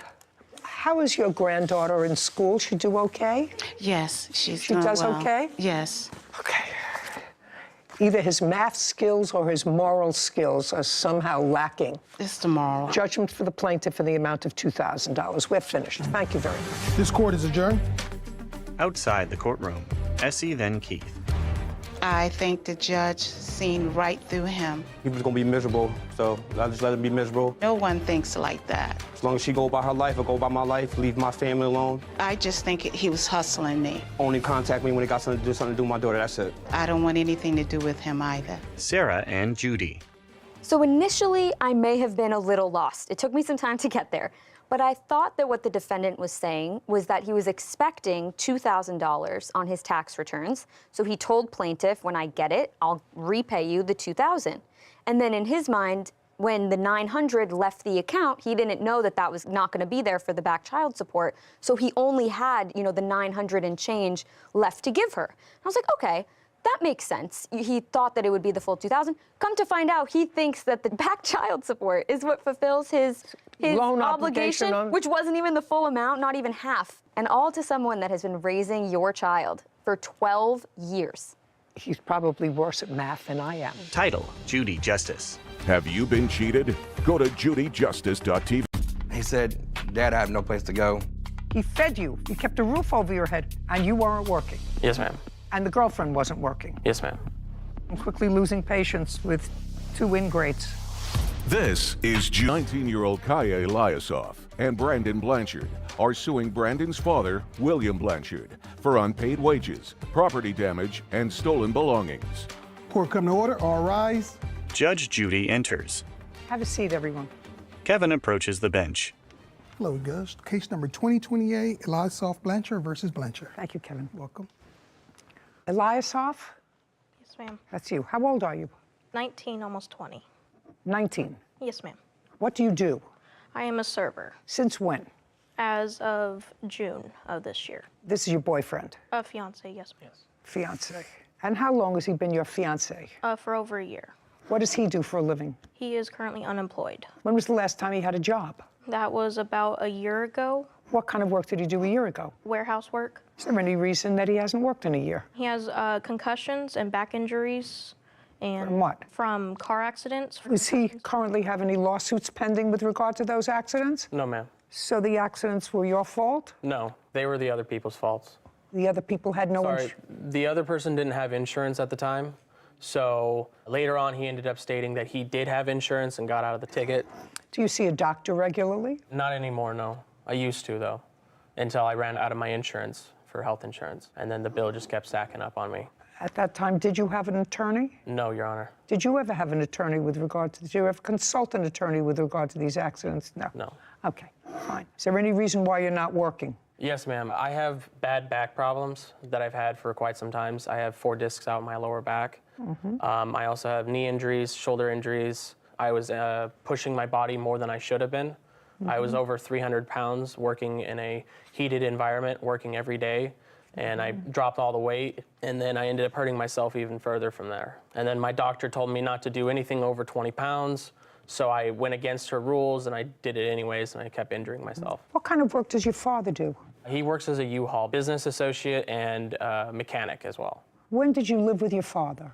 I lived with my father in January, I believe it was 8th. January of what year? Of 2022, sorry. After you have been disabled all this time because of all the heavy work? Yes. Let me give a general outline of what this case is about. Yes, ma'am. You and your fiancée were living where? We were living with my father. No, before you lived with your father. My father. Her father. In what state? Wyoming. There come a time when your father either said it's enough or you decided that you were no longer happy in Wyoming? It was a conflict with his girlfriend that came about. Whatever it was. If it was a conflict with his girlfriend, your father told you to skedaddle. Yeah. Yes, ma'am. And you called your father. No, I didn't call my father. Who did? My father called me. You mean just out of the blue? Yeah, he does it at random once in a No. while. He just called you at about the same time that your fiancé's father told you to get out. Yes, is what I believe. Anyways, I've had a few concussions, Your Honor, and I don't remember a lot. Okay, we're going to get there. In any event, you had a discussion with your father that you didn't have a place to live, you didn't have a job, she didn't have a job, you had no money. Her father was kicking you out of the house, and he drove cross-country to get you. Yes, ma'am. In what month? It was in January. January of 2022. Yes, ma'am. How many miles did he drive to come and get you? I think 1,000 miles, maybe. Each way? Each way, probably about 2,000 total, something like that. Okay, so he drove 2,000 miles to come and get you. Yes, ma'am. And then he brought you back to his house. Yes, ma'am. And you weren't working. Yes, ma'am. And the girlfriend wasn't working. Yes, ma'am. Okay, so if you weren't working, the girlfriend wasn't working, you had no money, so your father was taking care of your expenses. Yes, ma'am. Okay, good. And now you're suing him. And you're suing him for a host of things, which I'm going to give you a relatively short time to tell me about. But one of the things that your girlfriend, fiancé says is that your father owes you for wages because you worked for him. Yes, ma'am. Doing what? I was doing U-Haul work, basically. What is U-Haul work? Oh, sorry. I'll explain. Sorry, ma'am. Basically, what we do. Not basically. I don't want to hear basically. Sorry, I want to hear what you were doing. I would hook up U-Hauls. I would also clean and inspect all the vehicles. Just a second. Hook up the U-Hauls. Hook up the U-Hauls. Clean and inspect them. Clean and inspect them. What does it involve in cleaning them? Basically spraying down. Not basically. Sorry, ma'am. Sorry. We spray down all the. Not we. You. Yeah. Sorry. I spray down every single surface of the innards of the vehicle, basically the steering wheel, the floor plates, the radio, everything. And when you hook them up, explain how you hook something up. How I hook something up is just backing up, lining up with axle. So you'd have to drive? Yes, ma'am. And you're driving a car and backing up? Yes, ma'am. And so, then, you're using a rear view mirror? Yes. And yourself? You're looking to see where you're backing up because you have to use both? Yes, ma'am. Okay, and then you hook them. Well, what else did you do for your father? I also did paperwork for him, doing like inventory stocks and stuff like that. Terrific. Basically. Not basically. I don't want to hear basically. Basically is a filler word. Sorry, ma'am. What else was I doing? I would sweep, clean up his shop. I would do a lot of things. Okay, all while you were unable to do anything else. Yes, ma'am. I would. Just a second. What were you saying? After your back issues, after your concussions, after whatever other injuries that you had from working someplace. By the way, you don't have a lawsuit pending against anybody, do you? No, ma'am. So it's just a question of fetching, other than maybe trying to collect a disability somewhere along the line from the federal government. You were able to hook up U-Hauls, clean them and sanitize them, sweep out the premises, do paperwork, but you can't work. I mean, because part of the lawsuit is about all this work that you did. But all while you're telling me that you're unemployable because of all the injuries that you had. Yes, ma'am. Yeah. Okie dokie. You understand how ridiculous that sounds to me. Yes. I only had one other case in my recent memory that sounded anywhere familiar to this story, and that was a man that was also receiving disability because he had a bad back. He was the plaintiff in a lawsuit suing someone because he had built them an outdoor patio deck alone, and he wasn't paid the $6,000 for it. But he had been collecting disability for a back ailment for 31 years from the federal government. That sound odd to you? Yeah. Well, doesn't it sound odd to you that you're able to put hookups together and sweep and everything else, but you can't say, do you want a hamburger with your fries or fries with a burger? Yes, ma'am. That sounds peculiar to you. Right. So I don't want to hear about work. Okay, that's the first thing. And you lived in your father's house for how long, by the way? I think we only lived there for the first month, and then we ended up getting moved out to a camper for like the last bit of the, I think, 2 months that we were there. I don't know what you're suing for. You want to tell me? Caption, coming up. I don't want to see any pictures of what? Of the truck? The parts that were missing. I don't care. I don't care. After 2 weeks, he could burn that truck. It's on his property without his permission. Let's go. And later today. That you said perfectly. I would ask her for $50 or $100, and she would lend me that. Is that the word she used? She would lend me money and vice versa. Thank you.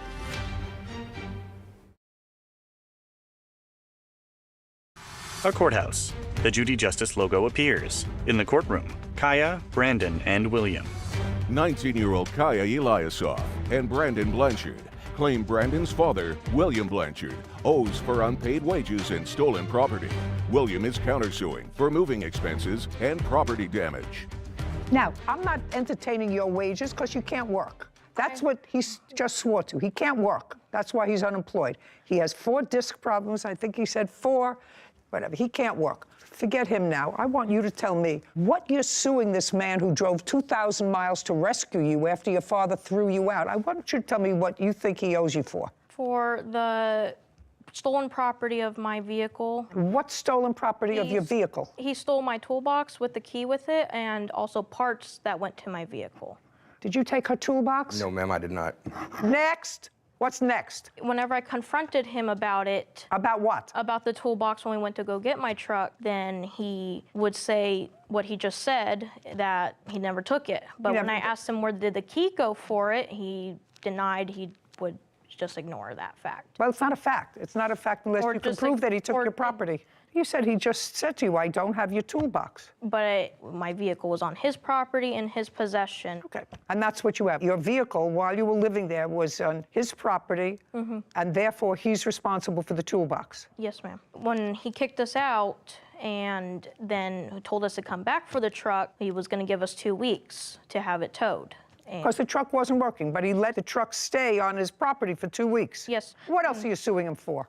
Just for the repairs on the vehicle. On what vehicle? On my truck. That whenever I went to go get the truck off his property after that 2 weeks, that's when the toolbox was missing, and I also looked under the hood, and there was wires hanging out, and those wires, I do have pictures. Just a second. Let me ask you this question. You said, you said he gave you 2 weeks to come and get your truck off his property.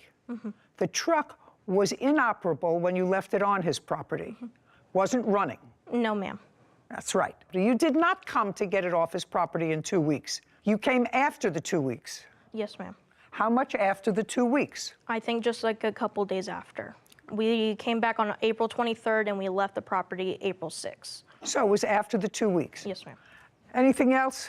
Yes, Your Honor. Well, let's get there fast because I'm quickly losing patience with 2 ingrates. Here's the pictures.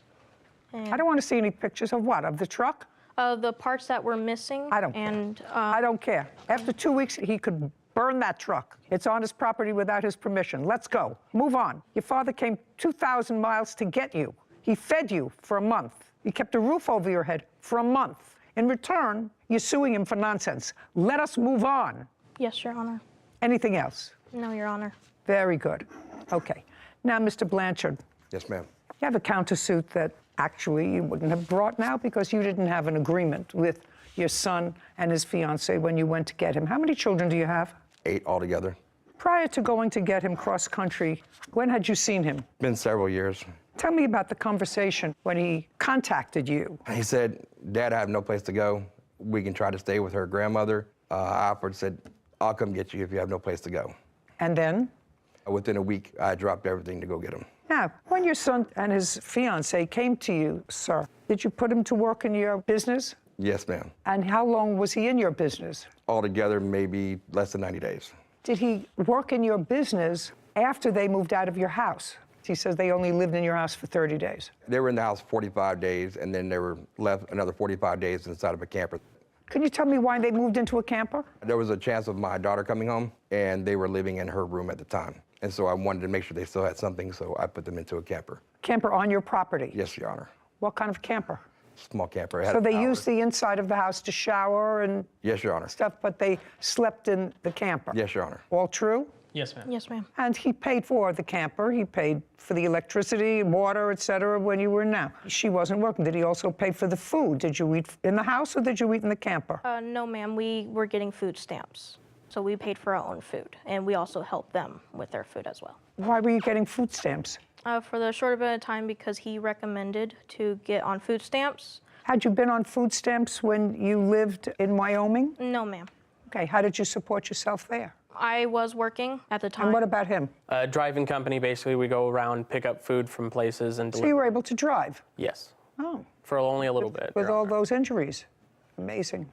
Okay, I would like you to testify, sir, now to the conversation that you had with your son with regard to compensation for coming to pick him up in Wyoming. Be very careful what you say to me. I told my son before I picked him up, I said, you need to pay me back for this trip. Did you tell him what for the trip? I mean, Yes, your for all time? expenses.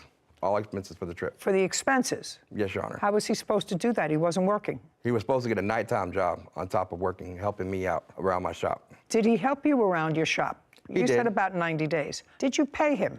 No, Your Honor. Well, if he worked for you for 90 days and you didn't pay him at all, and it cost you a couple of $1,000s, according to you, Yes, Your Honor. to go out and get him, hire trucks, spend time back, whatever it was, and he worked for you for 90 days without compensation, why do you think he did that? I was hoping just because that's what he really wanted to do. No good deed goes unpunished. You went and you got him, and now they're suing you, but their case is dismissed. They have no case against you. It's all a bunch of nonsense and ridiculous. But likewise, sir, your counterclaim is for the expenses that you incurred in going to pick them up. I don't actually think that there was an agreement to pay you back for your expenses, but even if there was an agreement to pay you back for your expenses, the fact that he worked for 90 days without any compensation, I think, more than compensates you for that. As a result of that, your counterclaim as well is dismissed. We're finished here. This court is adjourned. You try to do your best for your kids whenever you can. This is no different. It's been very difficult growing up. I hope he gets his life together. I don't want anything to do with him. I'll always be there for him. It's time to cut the strings. I'm done with him. That young man sounded as if he was intelligent. That doesn't mean he was smart. That means he was intelligent. Because at age 19 or 20, to have already figured out that you can't work because you have a bad back unless you really have to work. If you really have to work, then you can work for your father. That's a bad mindset for a very young person. That means that your life is really going nowhere. You're not preparing yourself to do anything. And to take it a step further and to sue the only person that was there for you in a time when you needed them. No good deed goes unpunished. Case number 2059, Dobson versus Jones, Poindexter. All parties, please step forward. Clarissa Dobson is suing her sister-in-law, Kenesha Jones Poindexter, for a trip and wedding expenses. Judy. Miss Dobson, I assume this is your brother. Yes, it is, Your Honor. And this is his wife. That is correct. They're newly married. That's correct. When were they married? June of 2021, June 26th. Were you at the wedding? Yes, I was. I was in the wedding. Wedding at your house? Wedding was at my home.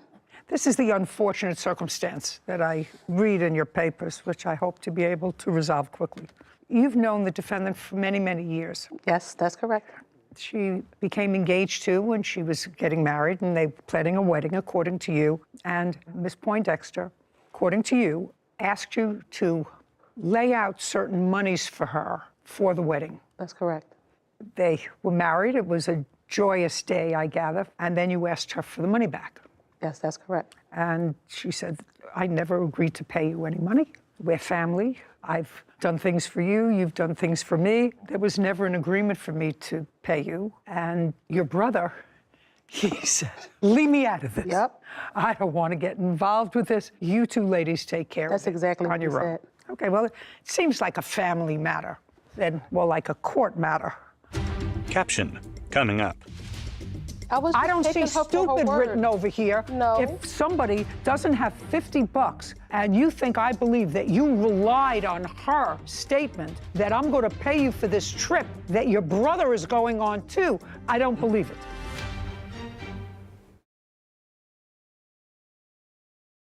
A courthouse.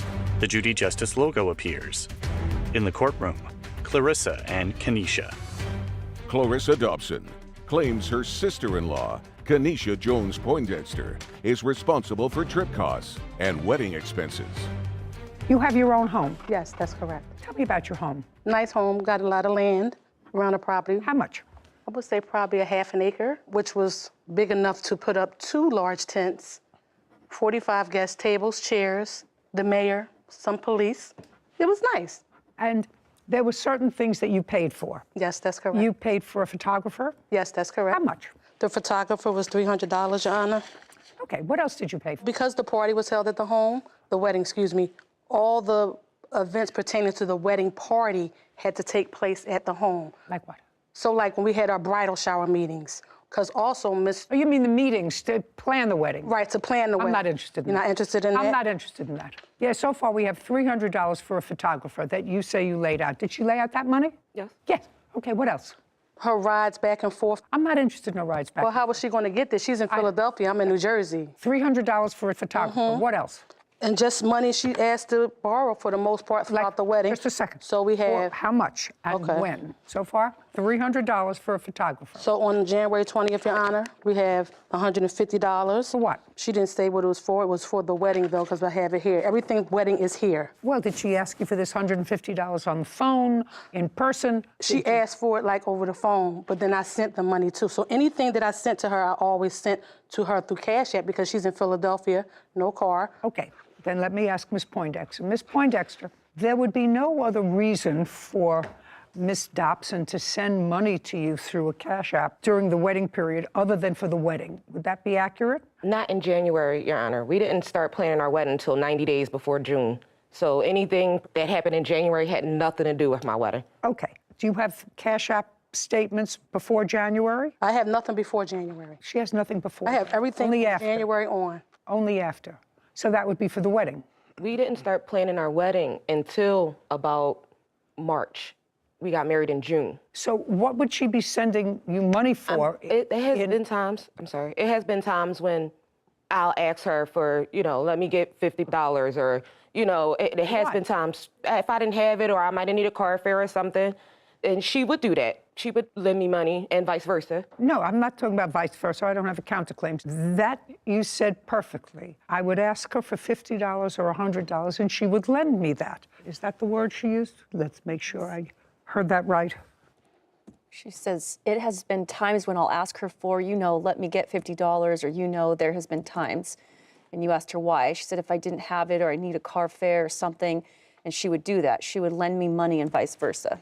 Thank you. Lend me money. So, okay, now we're going to get to Ms. Dobson. Yes. How much money did you send her via Cash App? Because she's already just acknowledged that those were loans. So, 150, 100. Let me have the dates. Oh, okay. Okay, let's go back. 150 on what date? January 20th. Okay, 100 on what date? February 11th. Next. March 8th, $50. Okay. April 4th, $100. May 11th, $20. May 17th, $25. May 22nd, $205. 15 on May 25th. May 28th, $45. June 3rd, $15. And I had a February 28th in here for $50. That was the first one, I'm sorry. Yeah, I had February 11th only, so you have another... Right, a February 28th for $50. Can I see all of those? Yes, ma'am. There you go. Clarissa hands documents to Kevin, who brings them to Judy. She reviews them. Okay. Sarah Rose, would you fix that up for me? Okay, and you, based upon the read back and based upon what I thought I heard, anytime she sent you money, it was because you ran out of money, you were in a bind, and she loaned you the money. That's what was here. Excuse me. You have $775. $775. Has she paid you back any of that money? No, Your Honor. Okay. Now, the photographer.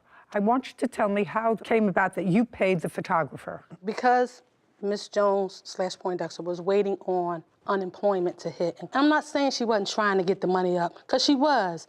But when the time came, this photographer guy needed to get paid, she didn't have the money. Want to tell me about the photographer? Yes, the photographer, I believe I was short like $300 some odd, and Clarissa did put the rest of the money. Why didn't you pay her the $775? I don't believe I owe Clarissa. Well, you just told her that she loaned you the money when you were short, and she wired it to you or did whatever they do in a cash app. I don't understand all of that. You said it was a loan. Is there any reason why you didn't pay her back? No. Okay. So far I have $775 and $300. Next. Okay, so now we have the trip. They are the godparents of my twins. Yeah, Anna, we were inseparable. Okay, So, they're the godparents of your twins, your twins. came time for their birthday. She said... Month and year? April of last year, 2021. Okay, April of 2021. Right. So in the process of planning the twins' birthday, Miss Jones-Poindexter said, oh, I would like to go. I'm just waiting on the unemployment, pandemic money, all that to hit. When it came time to go, they didn't have the money. You're talking about the defendant and your brother. Yeah. They both went. Right, so... Just a second, they both went. They both went, that's correct. And what kind of work does your brother do? He was a chef at the time. So he was working? Yes. And she wasn't working? Yes. Can I say something? You can say whatever you want to say. You know where I'm going, don't you? I know where you're going. Okay. Like I said, we were inseparable, right? I don't care. I don't care about the social aspect of this. Okay, but certain things she just didn't want to let him know she was doing, because at the end of the day, she thought she was going to get this money. Miss Dobson, I don't care whether you say she didn't know what she was doing. You were already in a place where on January 20th, she didn't have $150, so you sent it to her. On February 11th, she didn't have $100, you sent it to her. On March 8th, she didn't have $50. You had to send it to her. So I don't see stupid written over here. No. If somebody doesn't have $50 and you think I believe that you relied on her statement that I'm going to pay you for this trip that your brother is going on too because his godchildren are celebrating a birthday, I don't believe it. So let's just forget a trip. $775 is what she says she owes you because she says it was a loan. $300 for the photographer. You have the pictures? Yes, ma'am. And I don't hear anything from you suggesting to me that this $300 was a gift. I honestly did believe that she was doing it for our wedding. Okay, good. $1075, judgment for the plaintiff. Thank you very much. So, Your Honor, what This court is adjourned. That's it. It's just a sad situation all the way around. That's probably how she feels right now. I love my sister-in-law. She loved me and I love her. So what? Honestly, I just want to be able to see my godkid. I'm sure we'll be all right. It's always unfortunate and sad when nice occasion turns sour by one thing. Yeah. And I thought the brother/husband was The smartest one. The smartest one. I'm staying out of this between my sister and my wife. Yep. The safest place he could be was right where he sat. Just unfortunate. I mean, families squabble all the time, but just to bring it into a legal system, there are ramifications for that, that sometimes your anger or emotions can get the better of you. That's true. But to take it to a filing stage and to use the court system, that's just a next level that I feel like most family members don't need or shouldn't do. Yeah, you're right. Title: Judy Justice. Are you having a family dispute? Go to judyjustice.com. See your right hand. I'm moving my arm as I walk. That is a lie. Somebody else was keying his car in the back. Yes. This is a lie. He yelled at me. It's very unnerving. That was a lie. If you say again it's a lie, I'm going to dismiss your case. Do you understand that? This is Zachary Martin. He's suing his neighbor, Nancy Morrell, for property damage after his car was vandalized. Judge Judy enters. Court come to order. All rise. She takes her seat behind the bench. Have a seat, please. Kevin approaches. Hello, Judge. Case 2151, Martin versus Morrell. Thank you. You're welcome. Mr. Martin, you and the defendant are neighbors. Yes, ma'am. How long have you been neighbors? Moved into the subdivision in 2019. That's how long you've been there? Yes, ma'am. Do you know how long the defendant has been there? I think 2014. Is that right? 2017, Your Honor. Oh, okay.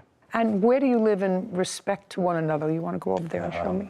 I live in this house right here. Or I did. I don't anymore. this house right here. And Does- she lives right here. You sold your house? Yes, ma'am. Okay, and the defendant She lived lives right here. where the blue car is? Yes, ma'am. Okay, thank you. A diagram of a neighborhood. This is sort of a circular area, and from the circular area, you pull into your driveway. Is that right? Okay. It is your claim that the defendant keyed your car. Yes, ma'am. And when did this happen? January 22nd, 2022. The defendant says that she did not key your car. She has a counterclaim. She claims that she was falsely arrested and held overnight in jail. That is a lie. But just a okay. That's her claim, that she was falsely arrested, that she spent a night in jail. She had to hire a lawyer, did hire a lawyer after her lawyer requested several adjournments. You were not, at least physically, in the courtroom at the time of the last adjournment, and the case was dismissed. So let's go back to prior to January 22nd. I assume that if you're alleging that the defendant keyed your car, that you have some negative history with each other. Yes, ma'am. Starting when? There are so many. I mean, it started out when we did the subdivision. They were nice at the beginning, no issues. And then the kids started having, her granddaughter lives with her. Okay, how old's your granddaughter? She's 9 now. She was 8. Okay. They started out having some issues, as kids do. I mean, you know, that happens. You have a child of a similar age? Yes, ma'am. She's 11 now. She was 9 or 10 when we lived there. And the two children had an issue? I mean, you know, kids argue. No, I understand that. I'm not going into who was right and who was wrong in the kids' argument. I don't really care. But when did that argument between the two children spill over to the neighbors? Well, I guess the final straw was Labor Day weekend of 21, the Sunday before the Labor Day. We came home late. It was about 7 o'clock. We were working, and we told Jillian we were going home for a little bit, and she said, I want to swim in the pool. I said, all right. Jillian is your 10-year-old? Yes, yes. And of course, she said, well, that's boring, Daddy. I want a friend to swim with me. So I said, okay, one friend. That's it, because your brother's going to watch you, and then we're leaving to go back to work. So she goes next door to Patrick's house, which is the next door neighbor, and she asked Patrick to come over and go swimming. He comes over. At the time, I didn't know this. At the time, At the time, the defendant's granddaughter was there. Yes. At Patrick's house. yes, Got it. So your daughter went over and invited Patrick right, to come and swim. right. And not, You had told her that she could have one friend in the Right. pool, so Patrick left to come swimming, leaving your granddaughter alone. well, she had to go home. She had to go home. Yes. She came home. Oh, just a second. Okay. That's what happened. Okay, you had a grandchild who had hurt feelings. I assume She had actually hurt. went over to go swimming. She thought she was invited too. You had a Then- child with hurt feelings. And I went to ask what had happened. Okay. That's this big hoopla. Okay. Now, your grandchild comes home. I assume she was upset. Was she crying? Yes. Okay. And that was about what time? In the evening. I honestly can't remember. Okay. And when she came home crying, tell me what you did. Went out and, honey, what's wrong? What did you do? Are you okay? Yes, and she told you what happened. Said I went over to Jillian's. She invited us swimming. And when I got there, her dad said only one person could swim. Okay. So she came home. Okay. And what did you do next? That's not what happened. I talked to her, calmed her down, and I went over and said, hey. You know, just a second. You walked from your house, where the blue car is. Yep, around the corner. Did you take your granddaughter with you? No, ma'am. Okay. She's lying. And what? Shh. If you do that again, I'm All just right. going to dismiss your case. Do you understand that? And you know, it's Yeah, easy. I got it. This isn't my case. It's your case. I know. So you walked alone to his house. Did you knock at the door? Did you go outside? I want you to tell me exactly what you did. I don't remember if I went to the front door, if I went to where the pool is, and I do believe Mr. Martin was out there. Okay, so Mr. Martin was out there, and you said it in that kind of a calm tone? What happened to my granddaughter? Why is she crying? Well, she told you why she was crying when she was home. She told you she was crying because she went over there to swim, and Mr. Martin said you can only have one person swim with you. Which is totally out of character. The children swim together all the time. You mean at Mr. Martin's pool? At Mr. Martin's pool, and if they need another adult, just a second. I go. So they swim all the time in Mr. Martin's pool. So you wanted to know what happened on this occasion when he said only one person can swim. Yes. And you said it in just the same kind of conversational tone that I'm talking in, is my question. I was very calm at the beginning, yes. Oh, okay. And so you said to him what happened, and what did he say to you? I don't remember exactly. It was to the effect of his son was going to watch them, and he could only have one child in the pool. Right, that he wanted his son to have responsibility of only watching one other child other than his sister. Correct. Right, well, that sounds reasonable. And that's fine. Just a second. So how did it escalate? He said, I only wanted one child in here. My son's going to watch the kids. We have to go back to work. And that should have been it. Why wasn't it? I don't know. Caption, coming up, Zachary at the diagram. So I walked back out and looked at the Pathfinder, and that's what I discovered, the scratch across the back. It's bright white, so that indicates it's fresh. I told her while she was standing there, you're going to jail. I'm going to call the police. Okay, now I'd like to see the video. Nancy rolls her eyes. A courthouse. The Judy Justice logo appears. In the courtroom, Zachary and Nancy. Zachary Martin claims his neighbor, Nancy Morrell, keyed his car and owes for the repairs.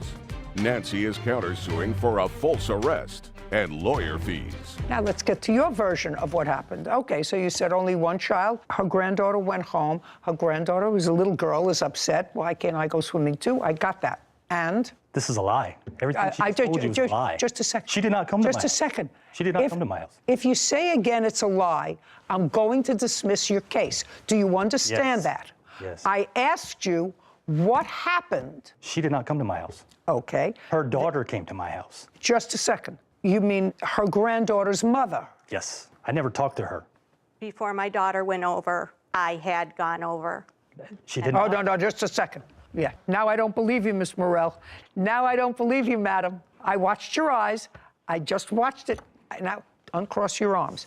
So, her daughter came over first. No, Yes. I Well, went she over. never- I don't want to hear you. She never came over. The daughter came over. She bypassed my front door and went to the side gate where the pool is. She told my son to go get me. To go get you? To go get me. I came out and she called me a jerk. You should let her swim in the pool. Blah. I just told my daughter, look, you can have one friend because your brother's watching you. It's not fair for him now to watch 3 kids. Just 2, that's all. I told her, I said, look, I don't know what you're talking about. I said she could have one friend and that's it. She proceeded to call me a jerk. She said some other choice words I'm not going to repeat, in which case I did cuss her out and told her to get off my property and not to come back again, anybody in her family, or I would file trespass charges. Okay, and that was on the Sunday before Labor Day. Yes, ma'am. And when did this incident happen with your car? January 22nd. After that incident on Labor Day weekend, did you have any other contact with the defendant? Yes. When? So I think it was right after Jillian's birthday on November the 21st. I think it was like a week, like December the 1st, I think. And this is really sick, but it got to the situation where she would watch my kid. And every time my kid would go to Aubrey's house or Patrick's house, she would take toys, she would unpack her stuff. And I told her, I said, look, you can't play with her.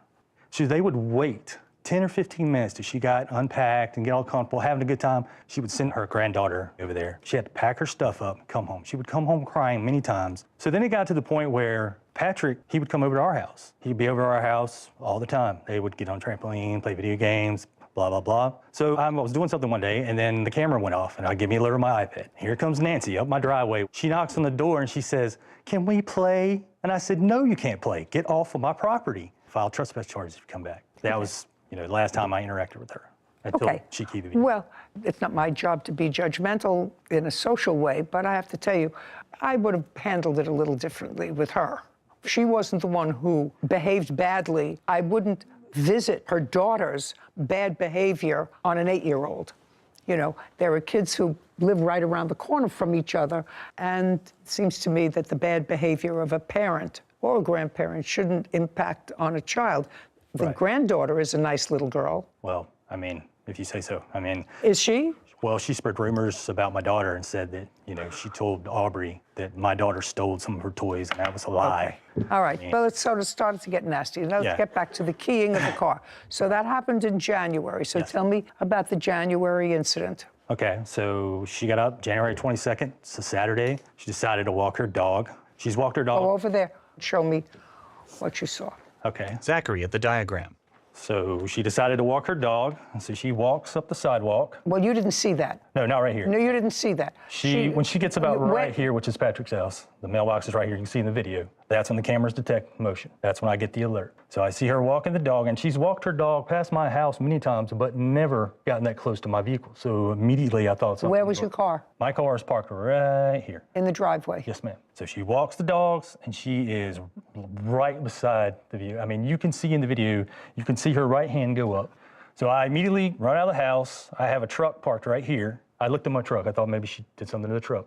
I looked at it, didn't see anything. I went back inside and I said, well, wait a minute, let me go back outside and look at the Pathfinder. So I walked back out and looked at the Pathfinder, and that's what I discovered, the scratch across the back. It's bright white, so that indicates it's fresh. I told her while she was standing there, you're going to jail, I'm gonna call the police. Okay, step back.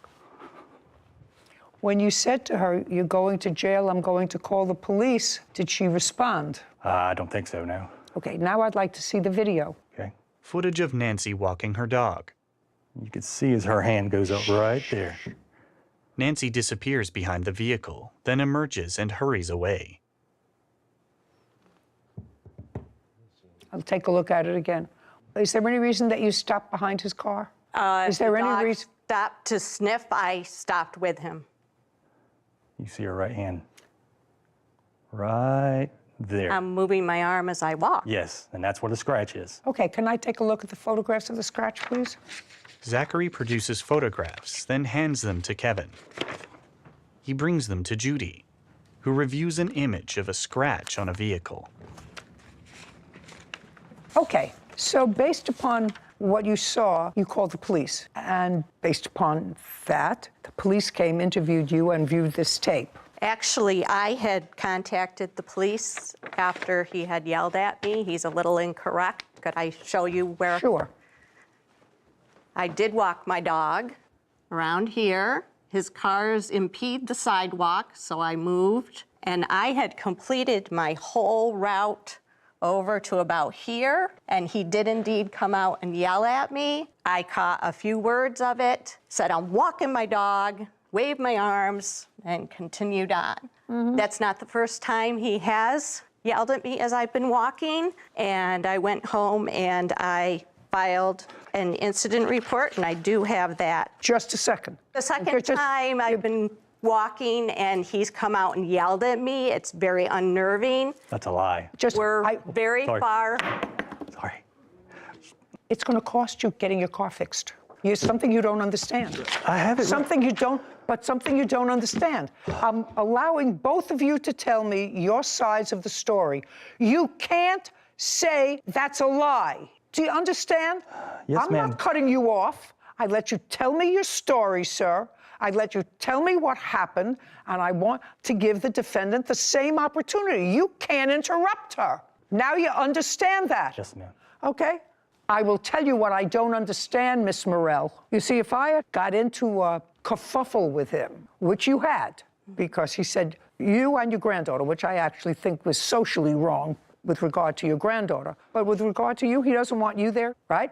I wouldn't walk up a cul-de-sac to go past his house. If it were me, I see plenty of space where you can walk. You can cross the street from your house and walk in the street the other way. And then when you come back, you can walk the other way. You don't have to go inside that cul-de-sac to walk anywhere near his house. That's looking for trouble.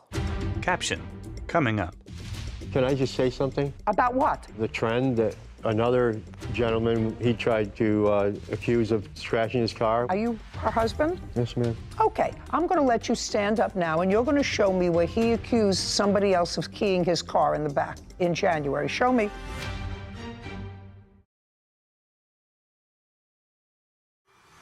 A courthouse. The Judy Justice logo appears. In the courtroom, Zachary and Nancy. Zachary Martin is accusing his neighbor, Nancy Morell, of keying his car. Nancy is countersuing for a false arrest and lawyer fees. So you have a counterclaim, and your counterclaim is for false arrest. He didn't arrest you. The police arrested you. And the police arrested you based upon what they believed, after looking at that video, was probable cause that a crime was committed and probable cause to believe you participated in the commission of that crime, which is vandalism. He didn't make a citizen's arrest. The police made an arrest. And not only did they make an arrest, but they were serious enough to have you get a lawyer.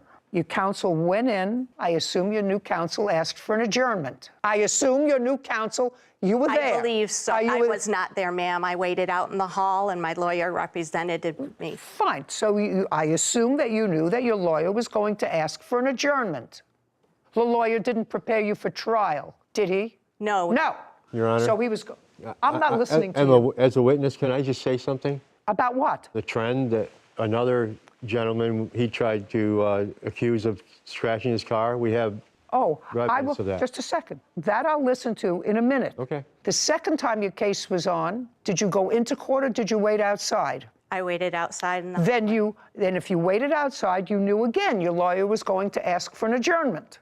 The first time the case was on, did you attend the court hearing? Yes, ma'am. Were you inside the court? Yes, ma'am. She was not there. She was outside. Yes, ma'am. The second time when the case was adjourned, were you in court? Yes, ma'am. Was she there? Yes, ma'am. Outside or inside? She was outside. Did her lawyer ask for an adjournment? Continuance. A continuance? Yes, ma'am. Same thing? Yes, ma'am. Did it happen more than twice? Yes. On the third time you went to court, did you go to court? Yes, ma'am. Was she in court? Yes, ma'am. Inside or outside? She was outside, and what happened, I had sold the house, and we moved an hour away. Just a second. You were there? Yes, ma'am. Okay. Now, I'm going to let you stand up now, and you're going to show me where he accused somebody else of keying his car in the back in January. Show me. Nancy's husband, Jerry, rises. No. He tries to approach the bench. Judy waves him back, then Kevin comes and collects a document from him and brings it to her. Well, this says that on January 18th, which was 4 days before this incident, you reported another vandalism to a Nissan Titan. Yes, ma'am. Is that the car that you saw her key or believe she keyed? No, ma'am, that's a different vehicle. That's what I thought. That's a different vehicle. That has nothing to do with this car. Well, the gentleman that he accused of, he didn't even have arrested or didn't want to press charges. Just a second. Okay, so now I'm going to let you stand up, and I'm going to give you my end of the riot act, because if this is what you're deluding yourself with, I'm going to tell you. He didn't have video of anybody on the 18th around his car. In your wife's case, sir, he had prior experience with her. She had no business walking right in front of the house when there are plenty of other places to walk. If they are not on great terms, he had every right to call the police, show them the video, and they had every right to arrest her. Do you understand that? I understand that, but Good. that doesn't This has prove nothing. that she scratched the vehicle. That doesn't prove that. Just a second. That's what a trial is for, sir. That was up to a jury. What your wife is suing him for is for false arrest. He didn't arrest her. The police arrested her. Now sit. Jerry sits. May I see the invoice? Have you had the car fixed? Yes, ma'am, I have an estimate, and I also have the police report. where I'd like to read see her own both. words. I'd like to see both. Zachary hands documents to Kevin, who brings them to Judy. She reviews them.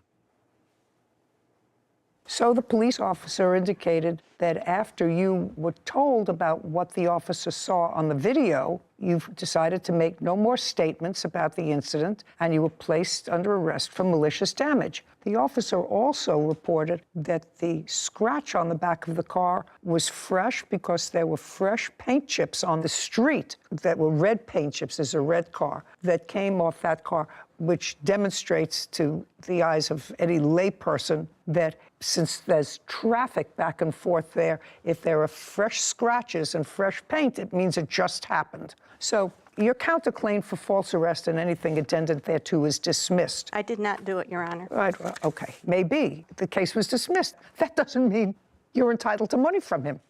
Police had probable cause to believe that a crime was committed and probable cause to believe that you committed that crime. The rest of it is up to a jury. So you have a beef with the police department, not with him. They had an absolute right to arrest you. I'm not giving you $2,500 for this scratch, sir. Get it out of your mind. Do you understand? Why not? It's not a $2,500 scratch. I mean, that's an estimate from a $500. Judgment for the plaintiff. We're done. This court is adjourned. Outside the courtroom, Nancy, then Zachary. Well, she was incorrect because I did not do it. You know, we took an oath when we went inside to tell the truth, and she lied repeatedly, and she got mad at me when I said that's a lie, but it was a lie. That he saw me walking by and looked at the car and said, oh. The next day I called the police to see what happened, and they informed me they arrested her. I thought they were there because I had called about him harassing me, and then all of a sudden they just said, you scratched his car. And I said, no, I didn't. I think she should have stayed in jail longer. They placed me in custody. The lady does nothing but lie. She's a liar. It was horrible. In chambers, Judy with Sarah. I actually thought his behavior when the defendant brought her granddaughter over subsequently and said, can't she play? Because evidently there are 2 or 3 kids who live close by and they always play together. All of a sudden, the granddaughter is excluded from that play. There's a certain amount, as a parent, he should have had some sense of that and said, well, of course they can play, but your daughter owes me an apology. You know, if you're behaving like an adult, your daughter owes me an apology. I tried to do a responsible thing. I didn't want to let my son watch more than one stranger child in a pool, which is absolutely smart because, God forbid, something happened to one of those children, they would certainly turn around and sue him. Yeah. So he did the responsible thing. Was it hurtful to the other child? Yes. According to him, his daughter was playing at Patrick's house. She came over and said, you can't come, because they're little children. They don't understand. You can't come. Only one person can come. But you're a grown-up. So understand how that could be hurtful to an 8-year-old. Anyway, I think that they both behaved badly, and he's very smart to have moved out of that. Out of the cul-de-sac, out of the neighborhood. Yeah, could you understand why she would walk her dog there? Yeah, see, I agreed with you that if you've already had even just a hint of distaste with any of your neighbors, I just walk on the other side of the street, just avoid it. And this seems like a perfectly avoidable house in the cul-de-sac. You actually have to go into his loop in order to make the loop. So I don't know. I think both sides questionable, but I'm glad that he got something that you were willing to give him for his car. Yeah, get your car fixed reasonably, and the police absolutely had a right to arrest her. Yeah. There was a complaint. They looked at the complaint. They saw the damage. They saw it was fresh. They saw her right there on the video. They had a history of bad feelings between them. They had an absolute right to arrest her. Yeah. Too bad. I feel sorry for the little girl. Title, Judy Justice. Want justice? Go to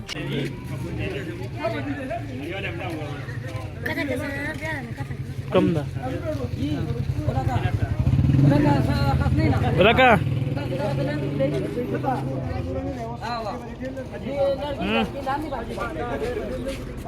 ऐसे video وبیا چیزا پکې نیما خماره سکه خماره هاي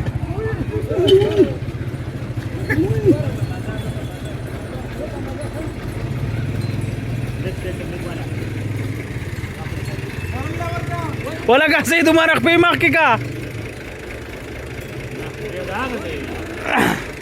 هلکه زور دیونه که مسلمانه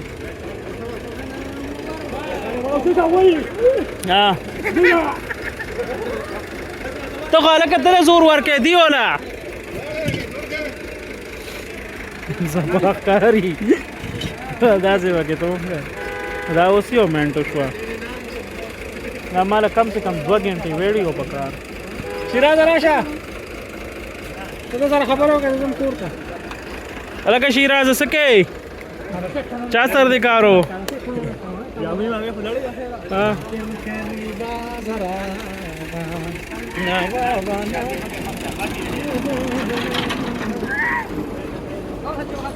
مکه مکه خوږې ماشوم دی ورکه ولا هلکه په رضا ورکه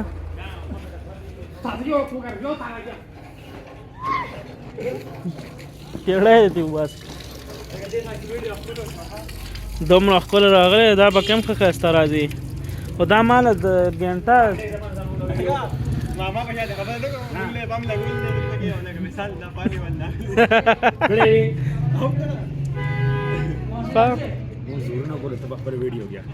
نو ما خو ویډیو کړې ده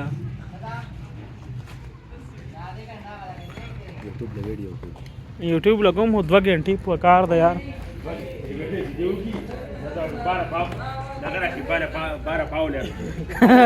12 पावलर्स ना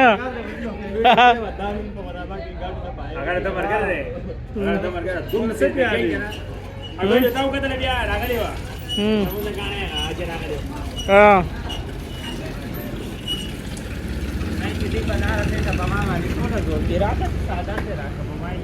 वाला सादर सके वैसे क्या मतलब तो sir खबर है तो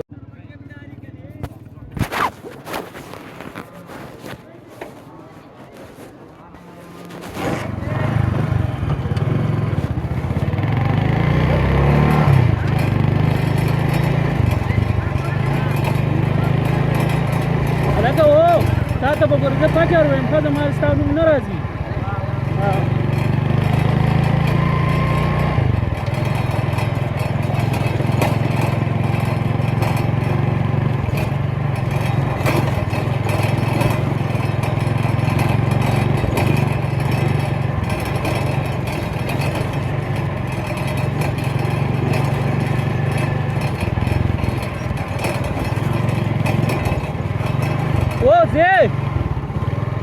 زی چرته روانې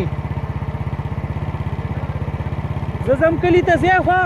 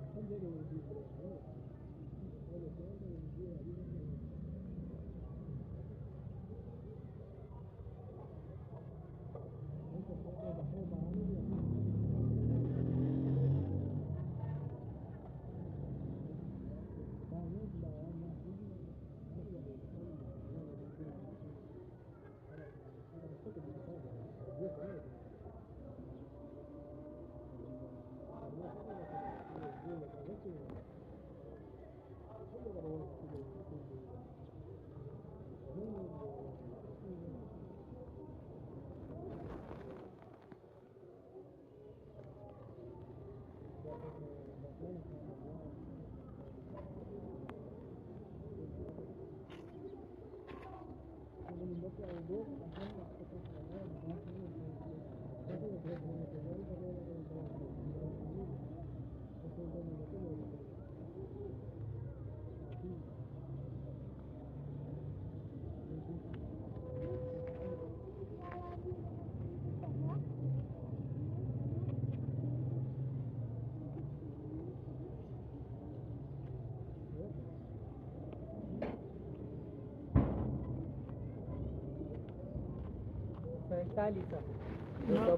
43 دا خو لدار چاري دی ما سره دا څه څونه دي 242 باندې خطر او شرن نظیم شاه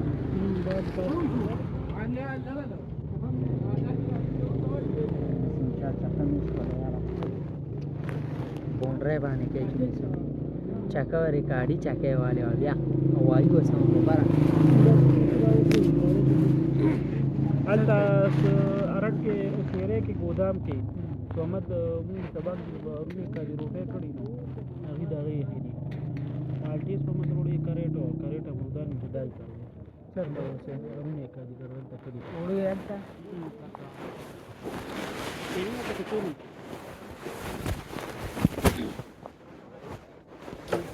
لکه دې دا هم تیاری کوم څه شي خیر دی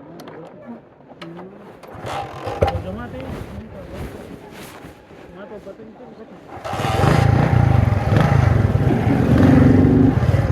ورته دی وځه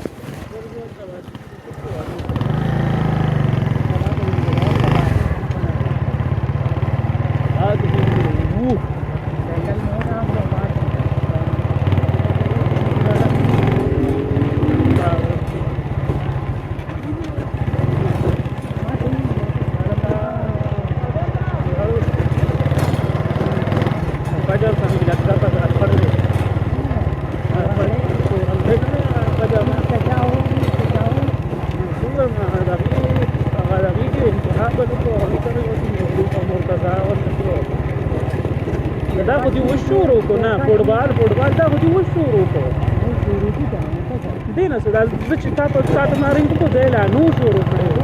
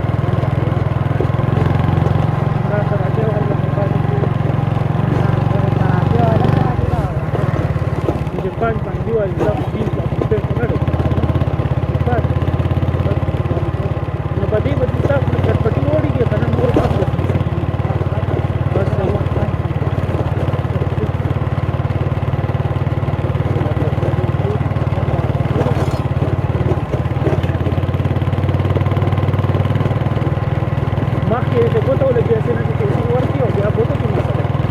Tu warti de la tu.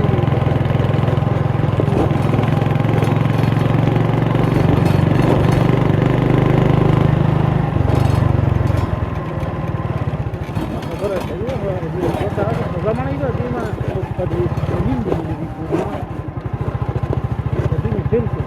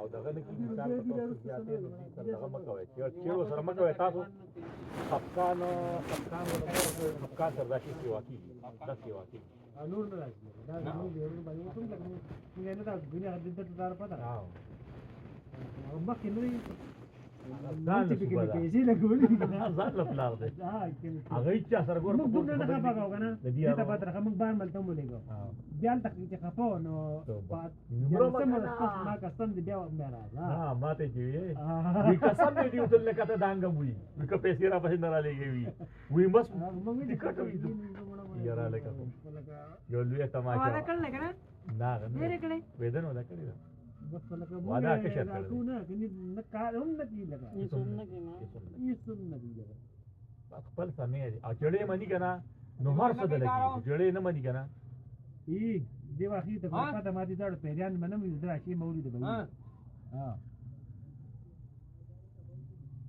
څوک نه کوي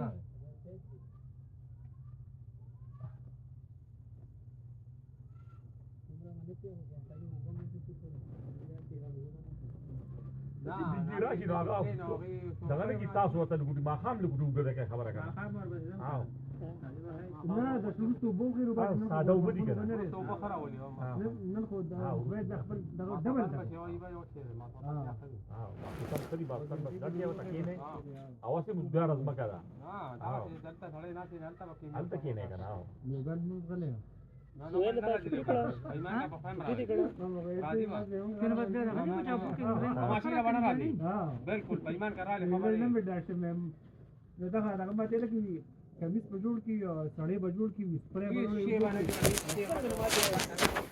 ما دې دغې به بوینځي میخه دا ولا موږ چې کوم دا تاسو بچته دا سړی مې جوړ کړو جوار کې چا په جوار وکړلو سم دې دې کې سړی لري او هغه دې دې کې د وباسي سړی هم ډېر دا مور غون وکړو زاروم چې جوار وکړو اپم مې چې کنه یو شای تر خو وینن بوته ته سماله باندې بیا وکړ انت پټو کې سم داسته کنه دا کار کټلا نه پړېږي هغه نو ته کې چې کټلا نه تم نو پاتې شي لیو یو ځل یو پټی ته لاړ شي کنه بیا نه پرې دي بیا هغه ځای نه پرې زما دا یو راځي د کال پکړ لږی سلیمه مې پر کله غونډه کې دا کړو زما کته غنی وای کی مې وته دې سکول لګې دې کې دا ځل لکه دا لګ لګ سیمن لکه دا چې یو راځي غونډه دا چې دون غرن بیا دا ټیم دی غوړو خو نه پرې دي دا دون غرن نو زمونږ نور دې موږ له مخونه زلک بوغلې دا وې یو کوم چې چې وبو بل چا سره دي دا غیر دا ها باچالي هغه باچالي را پام ها بمبل وګوره ګنټه ته خیال کی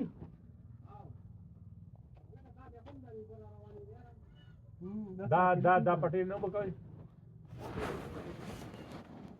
بدا واله بر روانې کړه خالي ساکري خلو وکړو ساکري لړو دا پمپ وبو بچا بند کړی یا بلا خدا با جلبي انا په بده ما دا غواړم ها با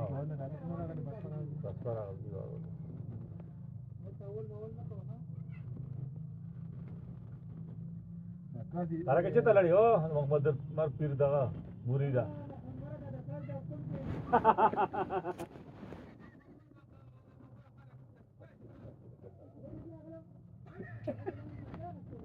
سچل دی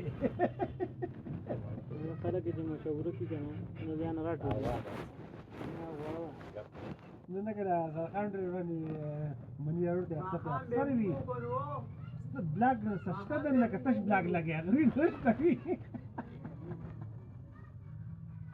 ابل دې پخاو دادی پخې دوه لپاره نو هغه کوم دې مې دې نه کول دې نه وروي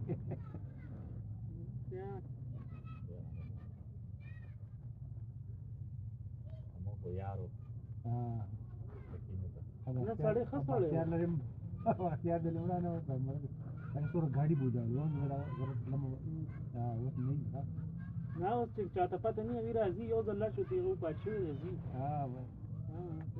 نه بوجاله نه بوجاله مال هغه صحیح اجازه نه راکړي هغه چې ګوته بدونی وایي پلان کې چل دی دغه اجازه نه راکړي نو ور کوله چاله دې نه ور کړی نو هغه انګور له ور کړی انګور لاټ کنه دی ور کړی عام اجازه دی ور عام ور کړی په دې خو مالم راکړي څومره اجازه دی ور ټول دی مال اوریجنل پریفر کنه دغه شیرا رفیریانو میریانو کې سمې چې راغله هغه بغیر د څه نه بکیدام نه کنه نه ایله به تامک کته نه کوله کړو دا دی ونه دی هغه چې کوم دې کنه د پیریانو خبره خو انشاء دا وا چې دا کار شو چې دا زار شیر او جلال د کماګه منځري کې دې نه جوړو د بنجا کې بشو د تاسو د لمه په کټ کې دا څه پړې پروت نه لکه ولي حساب نه پوهېږم خو کادوخان هسپتال ته زما عادت و هغه ډاکټر و کادوخان رشید مې د کراچۍ ته هغه او یې هغه راله پڼ تړي زما او یې هغه راله په ارام کې پڼ تړي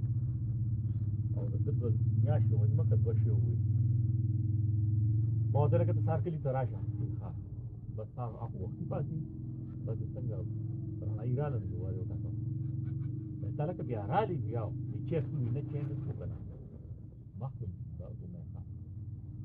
لاړو که نه نو ما ته تاسو کولو ما خو دا ملګري راوستلې مې دې غریب خو چې کوم دی د دنیا دوايانې او دغه وخوړې دې زما د ګاډي هغه پټې زمان هلته نور دی ښه داسې ولدا ګوته ونیوه ما ته دې دغه کا بس مخکې دې واړو دې بوځم برشاله هغه دغه ډاکټر مې دغه هسپتال کې د بوزا دی هغه دې هم برشاله بوزا مې څه چل دی چې هم برشاله بوزا دې د پسې نه داغ دی برشاله دی ما وی چې ډاکټران په نه پوهېدو هغې وله چې کوم دی نو دوره دوايانې او چې ما څنګه بوت ټسټ وله وکړه که نه زه ورسره وم ما ته ویې ته چې ځه مې ولي د دې به درته یو هفته مونږ سره هفته پس بیا چې کوم دی نو راځو بس هفته پس لاړم سړی بس ټیک ټاک و وران مې وکړو ټیټي وله ورکړو په دې ځان له دوایي راله که طالبان کې رالې او که دلته راځي هر ځای کې رالې په دې به د دوایي درکېږم میاشتې او بس دا پروټیک په شي دوایي هغه وخوړه ټیک ټاک نو ما وی چې لکه ډاکټر چې کورس کړی 15 کاله او هغه چې کوم دی نو دې دي او د هغه دوایي ورکړي او هغه پرې نه پوهېږي او دغسې وله ګوته ونیوه او ورته یې ما ته یې ویل د پسینه داغ دی دې هم برچاله بوځه ټي بي صحیح کار دی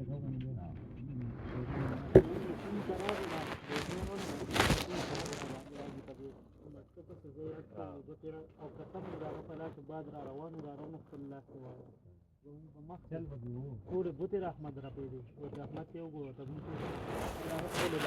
هغه سره به دغه نه کوو نه ختم بشي بس دا ګود وجود ته ابا راخ کړ کنه دا کړ او ما خپل چې دغه بونو بس به نو بس ما ته وسره اوس په جوړ شي داسې به دا کېده بس پس یې پر ځما دا څه تاک په خوځا والله سبحان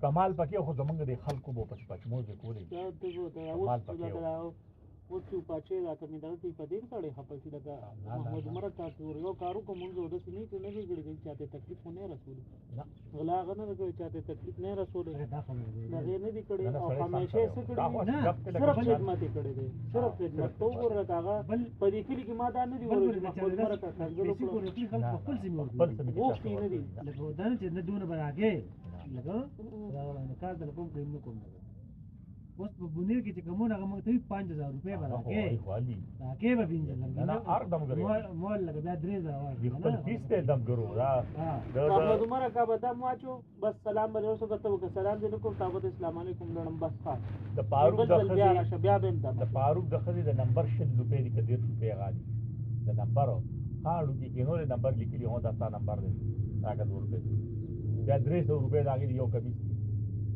دې ته خدا شي نه وکړه د فاروق خو نه دا څه دي چې خلک د دومره خلک په سود وکړي ډېر خلک راشي جوب ګوري خدا صادر مادر وسون ډیرو سندي ها سجه ورغلې ولې دا مخکې به وګړي کنه اپوس ته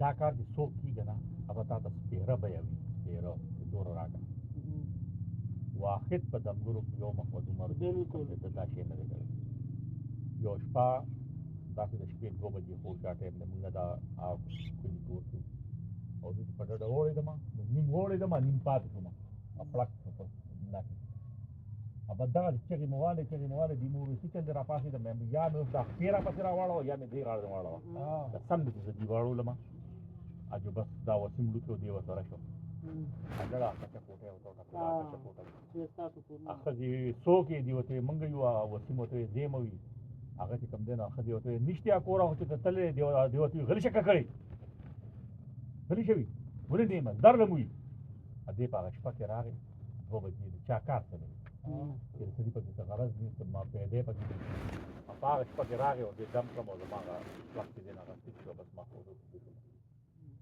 محمد عمر راځي عادتونه ډیرو دا غنو بل مال د اجازه چې کوم دي د مال محمد عمر راکړي خدا ما پخې کړی هغه ما طریقه خو او هغه طریقه ما پخول کنه او یعنی چې کم یو شی ما دم کړی دی یو ځل راخه شو خپل پخ کړی دا څه ده دا په اجازه ده او اته طریقې کې او کنه بیا مخامه حکار کوي ما چې د زهر یو ځل مې دم کړو مچې یو ورځ دا تر سره وی کنه چې موږ نو بختیار وی لاس کې دم نشو ډنډار کړی ما دې پر کاته اجو مارا جوړو کو دي نه اجو بس را دا مې کو دي پوری نه کله لاس پک شو دا ډوډۍ ختم شو زهر راځي ها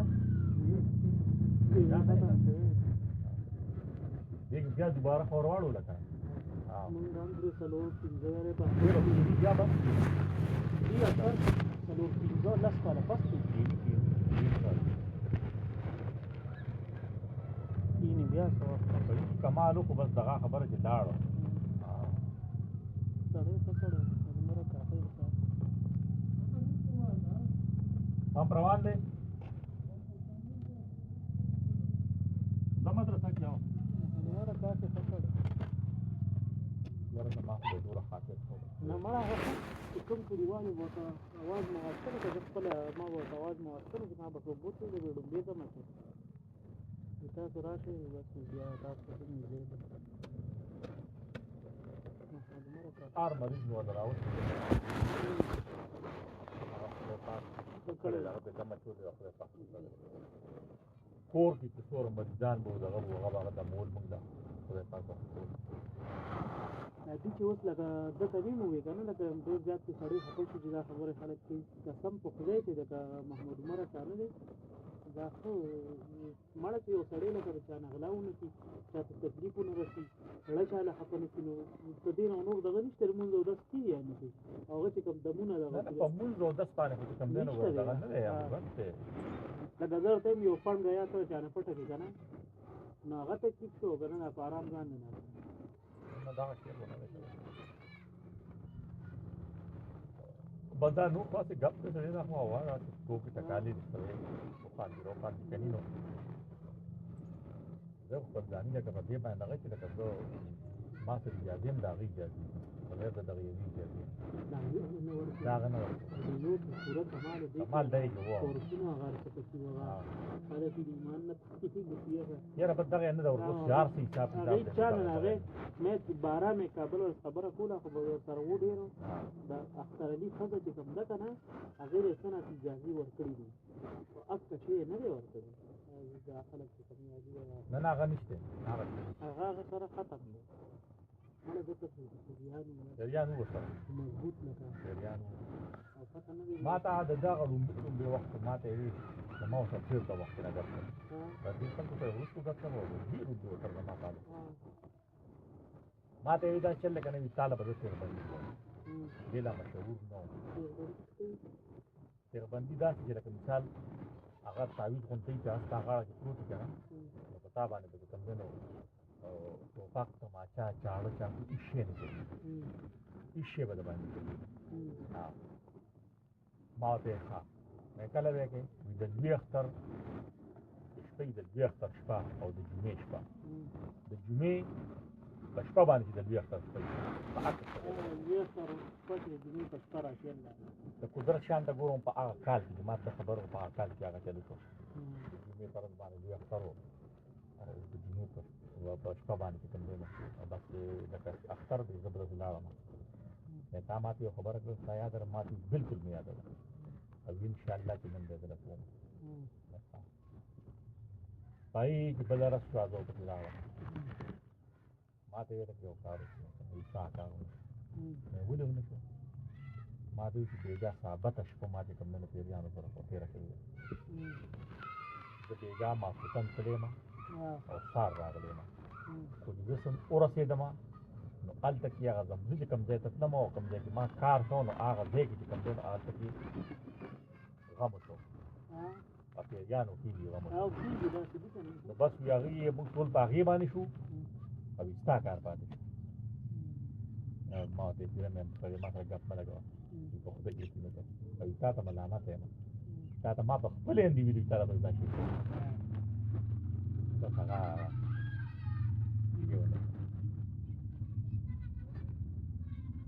चाहिए उसका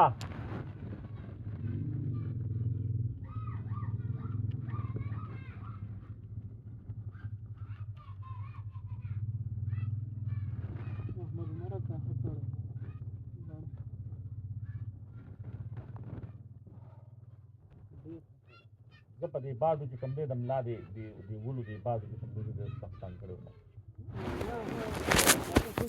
زه به دمولمه څه وخت پخومه بیا به راتله ده به دمولمه بیا به راتله ده به دمول په ځایم ډاکټر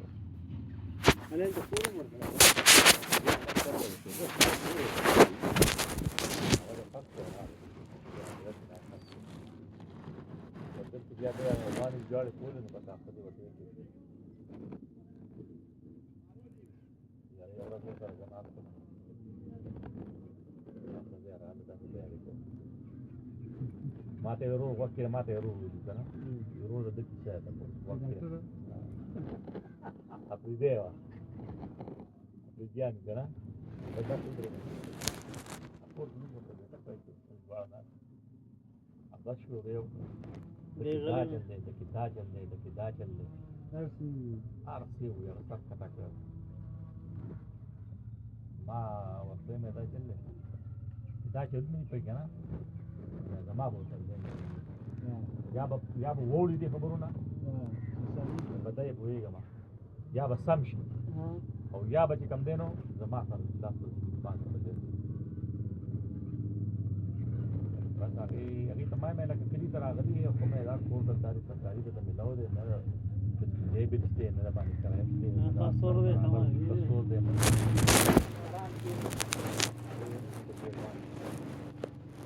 دلته کې هغه د زموږ استاد لمسی و دغه دیواران چې بیا هغه هغې یو کور وی خاوند او دا هغې سره کار اخیستی هغې زه ورسره هم تایید ډېر کړی دی وروسته چې زه باندې ما ته خو پته نه وه دا خو چې هغې راته ووایي دا ښځې ما ته تاسو ده سره منډې وې ته خبرې دې خو په بله دنیا کې دی ګورئ یو نمبر یې داسې وي د دې ما دغه راویسته ډیټیل خو ډېره چاکه وه ډېره تکړه وه وي دا د پلانکي ځای دی پلانکي کس نوم دی ته سره خبرې وکړه بل ځای چې کوم دی نو دغه راویستو دا یې ښځې دغه به یې راایستو دا ډي سي آر ورته وي که څه شی ورته وي دا به یې راایستو دې نمبر باندې لګیا ده په دې او ده سره په دې نمبر لګیا ده دا د بل نوی نمبر واخیسته په دې سره لګیا ده هغې سره په موبایل کې هر څه ټول هر څه ورسره مې پتا سره هو که نه تا دې مې پته وه یاره زوره ورسته وه نو ځکه ما ورته تا خو ښه ده مې دغه مې زما تیاره وشوه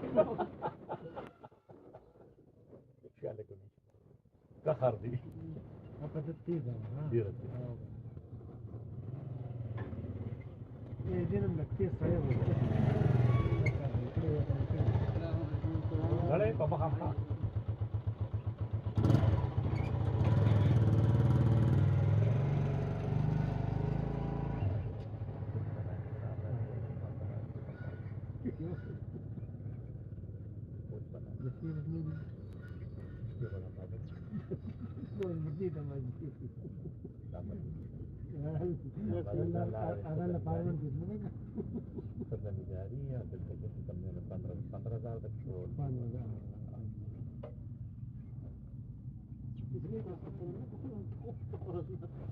ټوله خبره خو دا خبره چې چا په سلو شوی دا خو د هغه کار دی دا خو بدرو کار دی دا بدرو کړي دا زوی یې پکې خپل لګولی دی غلام بادر باندې خور وده نه هغې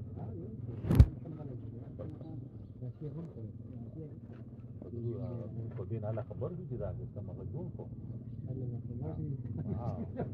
هغه پیسې مې ورکړې او کسان یې ورله مقرر کړو دغسې نو دلګې راغلي دا موږ به دا کړو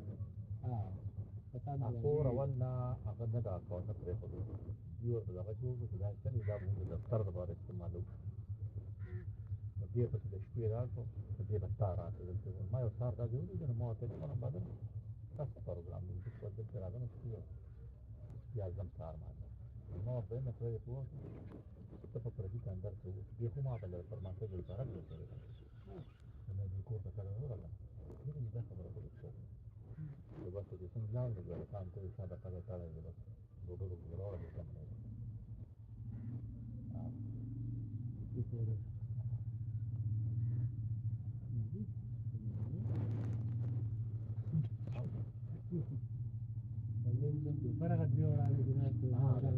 برا کتابونه اچولي بس دا ټایم شي بس راکوز شي کتابونه راغله کېږي بس زیاده موټرسایکل سواري دا دین دا څه نه کنه دا باندې دا اوس چې کوم نه اوس سړی نه تنګ نه دا اوس کې اوس په یو تن پاتې ځای دا نه بدلون نه دی بدلون دی شو دا دا چې په کور دی او خپل کور کور دی دا د کور مو اگر کور دی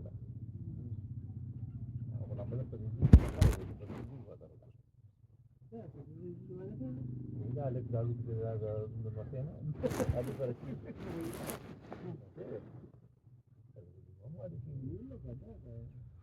ډوله پاتې شي هغه ډوله په هټه کې نه شي دا هغه دا ډوله نو په دې کې ډوله راځي دا په دې کې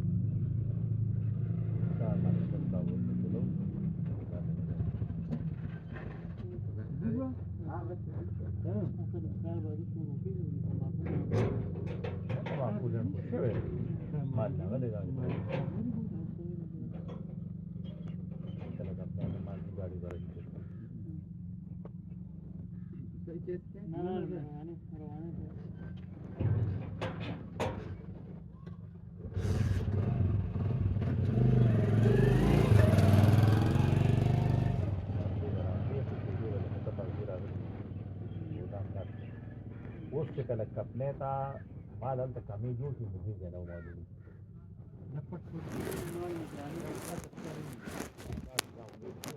معلوم دا شي ګراني دي امني راي څه دي چې دا دې دې دا دې چې دې هغه دی وبا دا ټیک نه پټ دا دې وبا چې باندې باندې د سپیر سپیر دې څه غواړي اب جو تاسو دې دا نه کیږي دا چې دې د باغ ول یا دې چې دې د رالم دې د سره باندې نه ودی نو دا دې څه راځي په دې چې تاسو راوړي په کومه دي دې باندې دا مال دې دا اپل په اپل هم په غلاو باسي نو سپیشل دا ما بیا په لمبه غلاو باسي یو دې کټ کړو نو زما د وین دی دا یو مونږ چې څنګه دې نو یو هم مرګري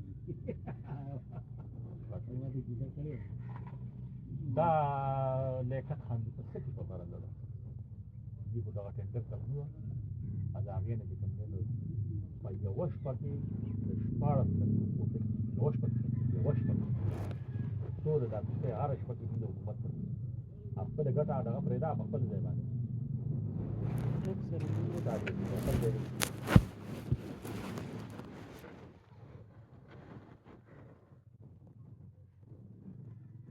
اوس دا څوره شي تاسو اوس دا لو حکومت کې دی حکومت نه مخکې یا دا غوا سره وکړي خیال کړو دا هغه انور علي د ګل استاد غزي انور هغه سره په چکوال کې ده دې ته کال پس راغلي دي دا ګاډي ولاړو او ګراج کې نو دې کا ثانو چې دا ګاډي مو ته څه به په روستا کې تاسو راغلي به دې نه ورو دي خپل ګاډي ته یې دې ما دې ګاډي ورو ته ما دې کې نور ګاډي وسره مو باندې ته بل څه خاطر اته کوم ګاډي کې ته له هغه په ګودام کې وته ګاډو په سارا باندې یې کال پس راي ګودامونه دي دې کنه نو په وسره خوا کې لکه ګراج په ګراج ګاډي دا څه چاره نور راته خبره کوي مور ته څه ودا تاسو غاډه کنه پر اوسه چې تاسو پکې راغلي وای دې څه ولر دې څه کوم مال دې کنه چې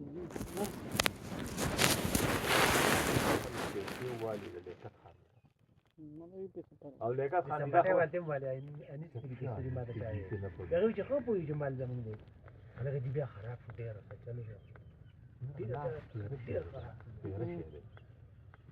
په ما دا خبره کوله دی انیس له مخالف او انیس جوړي دا د وټونو دروازه دی کنه نو ما ته وی چې یو ورځ وی ساره مال چې کوم دې نور له چابي راکا ما ته چې هغه پلان کې چې کمره نه نه چې هغه لري کا او هغه کړه بیا چې مونږ چاله چې ورکو کنه تاسو به د دې څه وتا په څه ما دې چې ما ورته کنه هغه کمره دا یا هغه فرش نه جواري تر سره پورې د باندې دا کړه تر وره پورې نوم دا چې صاحب دا کمره دا واسطه دي چې مې دا کوچې پرتا و په دغه پښ پکې دا پیسې راغلي دي او دا دغه دی خو دي شي اثر دې ته دا دې کوه او چې مونږ چاته سره پیسې په شیټ لیکو به تعالی علی ادا به ورته چې په شیټ پر اتلا ما به کوم دې چې وټونه خلاص نه پای چې ما صرف دوه کاته راکوس کړو یو بل رسال کې درو ځان یې پیسې نه به کمره خو یې پرتا و مالو بیا چې د بل په کمرې وسره د وټونو ډکې هغه نورین ډکې دا یو دا داخله کې پکې هسې دا وایي ما غټه پیسې کم د پار راوړي ها خو یې کم ځای نه راوړي او کم ثوابه رزول نه دي دار شاران دي نه څوک نشي ګټلی که پی ټی آی یې کني دا دي خو دې پیسې نه هغې سره چې کوم دغه دي کوم ټیم دی ورسره او هغوی چې په پیسه کم پوی دي هغوی په چلو د هغې په هر کلي کې هر ځای کې ځای په ځای خاص کسان دي او بیا هغه کسان چې چا سره ووټ ډېر دی لکه دلته به زه واخلم خالد باچا که داسې ای به ګور دې سړي ته ډېر دا سړی ته لاس کې راوړل ګور دې اخیره کې راوړل عمر ته دې راوړل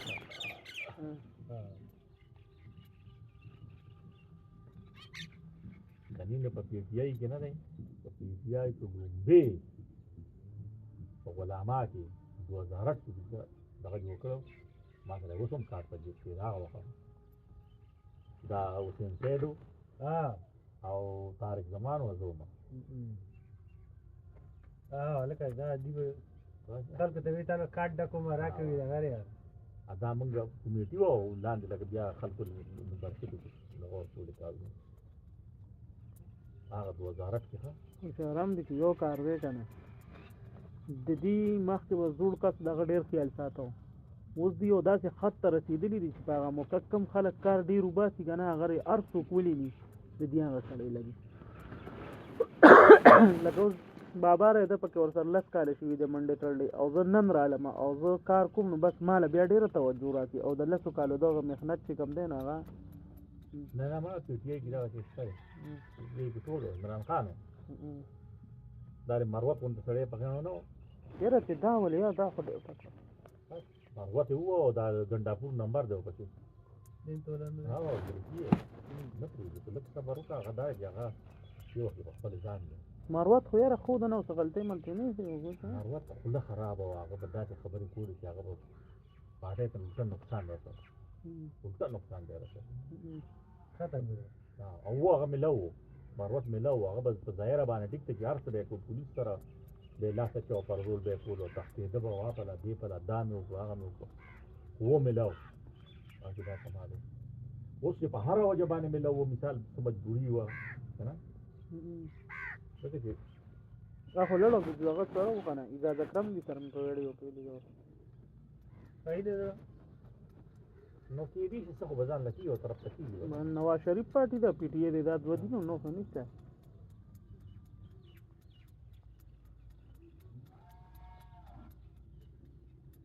سره ګنداپور به سره په ډېر 2 غنټې ملاقات کړې عمران خان سره نو د خبره پکې راغلی ده چیرې دې څه دی واپس نو پته لګی نه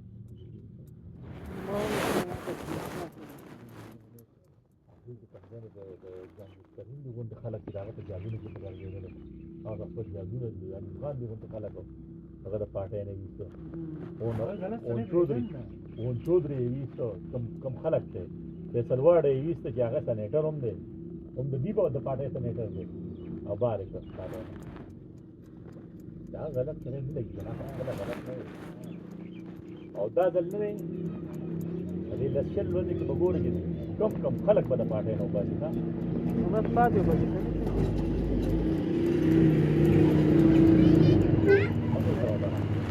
بس نه خو یې روتیا اچھا پورو تر اچھا مارو باندې کا پتا کاته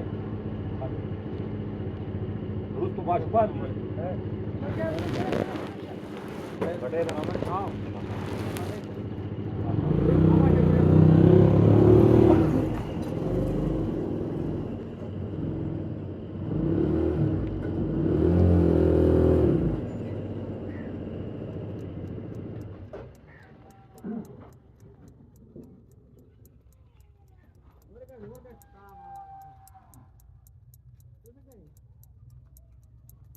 ¿Qué vas aquí?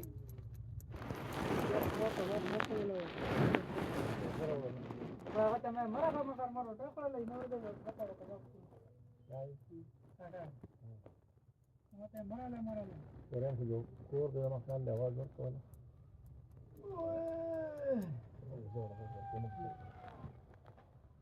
ما هو دنيا وجود أخرى مبارك څنګه چل مزه کې ولې تعالی د چا کې راځي نه مال غاچو تعالی غاچو د په خوم یو پیره دو او کنه موږ مل شاګه کې مال غاچو را کپټن ته شانت خوان ورولو ها مال کې سره یا په دې جواب کې خو مرګه کا خو بابا لیدلو کنه دا کې روانو کنه اډا کې نه هغه کې روانو شهیده کې هغه دې شهیده کې روانو او کنه ها دې څه کې نه ته دته وی روښه دوته روښه رکشي تر اوخیږي بیګا بیا ته راستره چې مشمو هغه وینه د پیاده پیاده دا څومره خاص سړی او خلکو په ورځو لړې ته زما بابا باغ ټرا خوراله د لګا راوځي نه خو یو وی چا کنستری دې سره یو تعویض خاص کړل مې خدای جوړه ته پر مولې زمون لام بولې اړې خبره دا کړه څنګه کړه مشهور دی نه دي مشهور کړه او ما دا په چا واره یا واسه کې دا څه کې فیک نیوز خو دې کوم نه خلک کوي کنه هغه دا مر شاشتن کې ویل اوس په ټول خلک خبرو باجی تعبیر چې بس مړ زره وانو ما سار مالي ما ته وی چې دغه لکه ما دوی چې راځم ما سره کینه راځي کی په دې سیټ باندې ما سره په یو ستوره چې نه کېږي دې کوم ځای خاص کړی دی دا کې پیاز دې کوټ سره پیاز دې پرون نو شاه غاړي دا ما خبر وکړه هوتا ته عمل نکو پکې باندې پداخ کې نه دغه خو دا غاړه څوک منی نه کنه ولې نه منی اوس دا خبره کوي چې محمد مرکه کبر نه بیګا چغه راوته نه ما به وینم نه هغه چې غضب دی چا پکې شته نه نو څه چې سره وتی نه بس خو جدا کنه هغه د غیر سری د انور حکیم دی به سملاستل کورو د رټ کې دی به مسعود نوټه خو بیا براتله کنه دا تور ولګي د خدای پاک وي تور خمل لوس نه دوره برګو کراس پړې راوستو الته بلچې تړلې و لاول په دا کوی رول نوې څوک مل شو چې ارڅو نه پلاستیک بدنه چولې پاک کبر املاسته د دیره کې سټیم راتلل نه هغه چې کلی چې غضب دماغ خلاص کې غضب دماغ خلاص کې پلاستیک په و پلتو وې دی غروال دي دې زربدار مرګ شیر کوړته راوسته بیا راوسته نو ارټ کنه نه تور وسه بیا چې پلار واپسین تور خو سوکې کوله ساته مده وسه غلې غلې تل نه بیا خپل راکاږي هغه بلچې هغه برګو سره جنگ غزار کی غضب دی غضب دې کوړته بیا غروال دي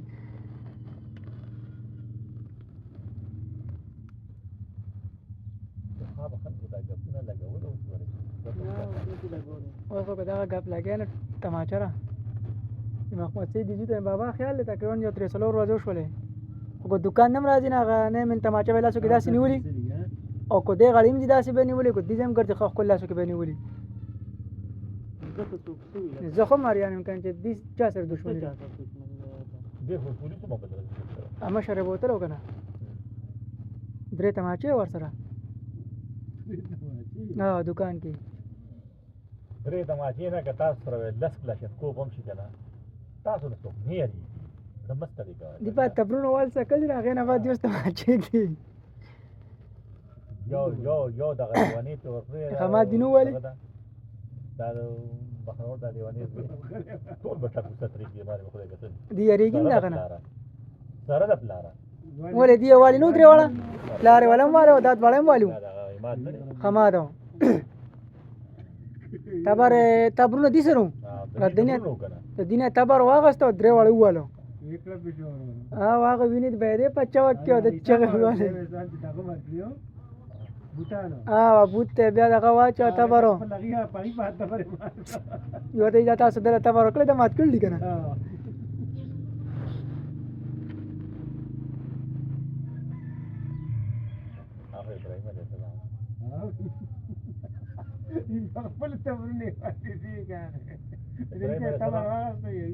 ابراهیم علیه السلام چې کوم دی نو پلار دغه وکړه هغه لکه بت پرست و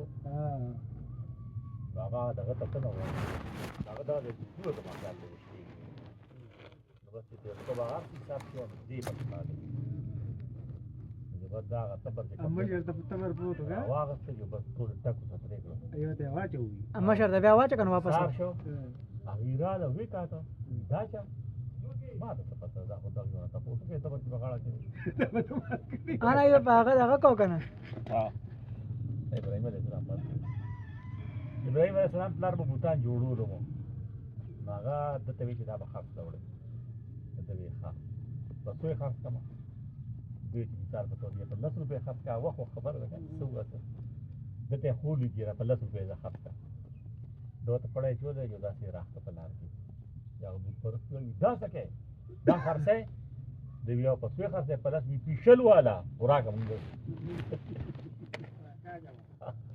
دغه به چیرې راوړی و دا راو بوتان دی نو خو نه وي وای دغه چې کټ ور دي بس نو ته به دوه شپې سکے شپې مونږ تر 12 یوې پورې ویخو یخره چې کوم دا نو اسلام اول د دوه خو درې بجو د کی درې څلور اکثر زرا پاسه منځله زمغه خو خپلې پلسن بدن ټټ کی هغه خلک مړو دا د ملک مانډه ټینه مونږ وکړي بیا وته شي یا لکه تاسو وځه بار وی اځي شیخ ورته مزه مدرسه کې مونږ کوم خپل چاردامو دا دې زینو کنه بیا راشه ما دغه کوم د جنکو په روان شم دي خو خپل په راستنه راوړي بوتان موټر یو کار کوم دې ډیر مال بوتان نه د کار دا درې بجې کتلیا هم باندې چې را پاسې هغه یو چاپی په دې باندې د دې جی هغه یره خو چرته را کوم بیا نه ورځي تو مانه شو ما یو په کې بوته چې د دې جوړ کړل ما چې دې کنه د دې غوړ او تر دې کې تاسو 3 بجې شو خو دې ډړې په ډړې باسه چې مې دا ګرمه اسخه ګرمه نه ډیر غټه هم دې نو دا چې ډبل غټ دا دې دغه دا وده شوم بیا شپې بل دغه چلی دا بزوم بیا د ورځې د خوب نه هو د غرمه کې بیا شروع کو خوب کړه او د تیر کال غرمو کې دا چې خوب کې د غرمه مفتول الله مناسب ټول دا په بګی څه کنه ټول څه ما درغه غم د دې سره چې نو خو دې شي د سر پاسینه دا مرغه وکړه نه لا په تو چې خپل ودی بیا سم ستومانه مړ د دې 1200 پورې بیا پراتی وګورئ یو ګوره کنه شپې بیا پراتی لغی ویخي مولا باندې راوالي دی موبایل چارج تکیږي ان سره مې یو سره هو پلاستر مې تر اخکله و جوړه پلاستر مې نه درځاله ته مو دغه د ما پلاستر ته نه وته مې باندې نو خام باندې ورته او موبایل راغی چارج تکي خو په ځان پلاستر ټټ کړل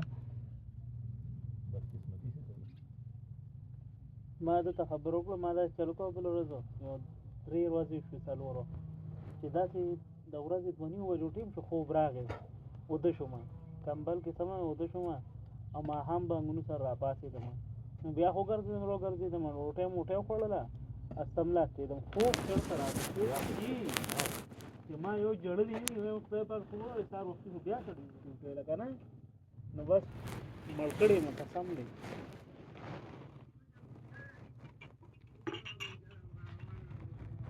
اکلی غنم په وکړو خره وانه ها پس نورم دغه کی خټکړه دې ته کوم خبره واشي دا پاګی صاحب ورسوم دی لګنه مدې ته مخور نه وای وسته دا उसका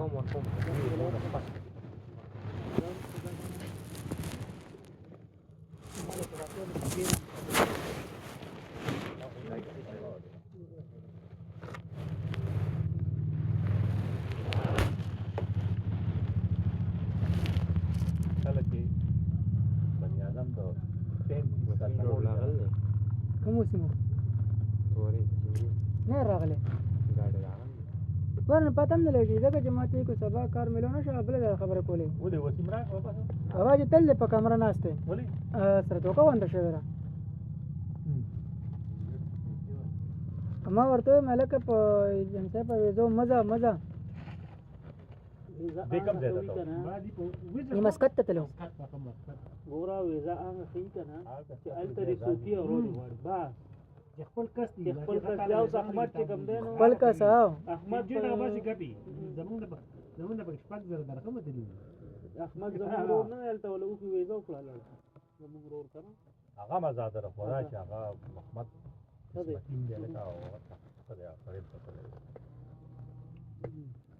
هغه په جلال د مخه پر نه راځم آزاد ویزه خې امر ملشار آزاد نو کپنے کے کار نہ منے بس لا مرضی روزته نه نه هغه ناس نه دی هغه ناس نه دی نو ورتلو سره وشي په کومه رسېدل په هغه زموږ دی دغه چې تل نه تر ګره کو راغلی خو پته نه لګي ما سره راغلی نه کړی روزه پورا سيناسته نن ملمانو مون وخت حساب ته وځي چې د غم را روانه امر علي خان دا څوک دی دا چا کو دا زمين دی کور دغه خاصینه رشکې والا امر علي خان دغه رور دغه امر علي خان دغه دی ول پوری आवाज ورته اراده روړې او پر ناغو ته نن ملمانو دی ته روړې دغه نن ډېر ملمانه راغلي شیرغون دغه راغلي ټولو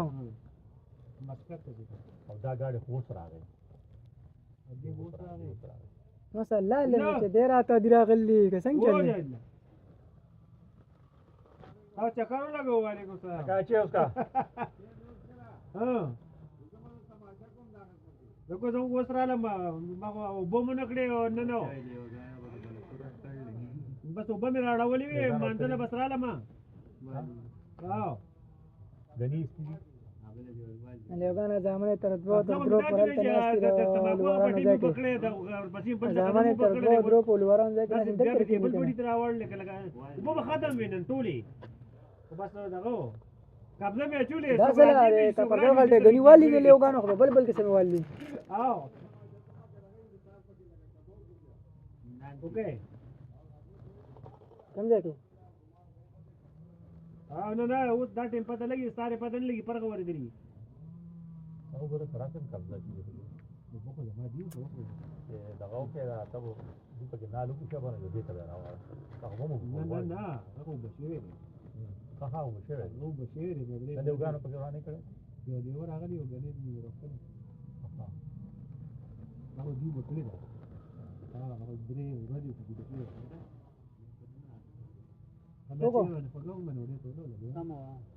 Useno, ¿ya se lo hostia de horno?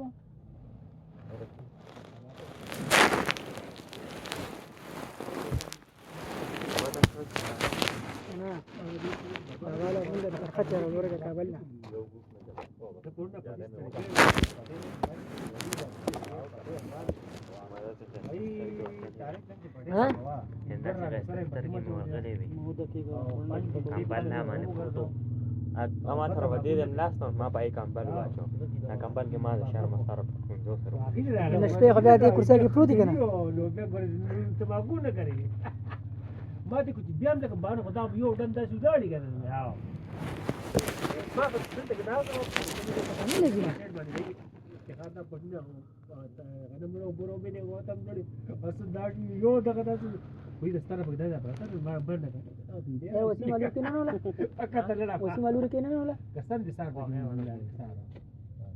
نه مته ما ګورو چې سار په کې مولاړې زما څنګه لکه وکړ دې لکه دا خو دا ماته یو ګنټه نیم کار پاتې شو پرې دوی مې فکس وا پاتې شو لکه اصل ته کټه ولر دی خو ورته نه حسین خو هغه ورور کنه شاته دروازې سره نقطه غونډه کې نو ماشوم یې کینو رنج راغلی لور د مخاله چې اوس ورپسې معنی دي دمل معنی دي حسین سره کټه ولر نه هغه پورا ولر لګنه دلته نن مېلمانه وو نو بخو به زما وبري ما ته خو ته به ټینګه ګنټې ته څه نه صدام خو پیسې هم منلي صدام به د غونډ انجن پیسې مني وختي ریحان وي که نه صدام ما ورته وختي مې غونډ انجن وکړې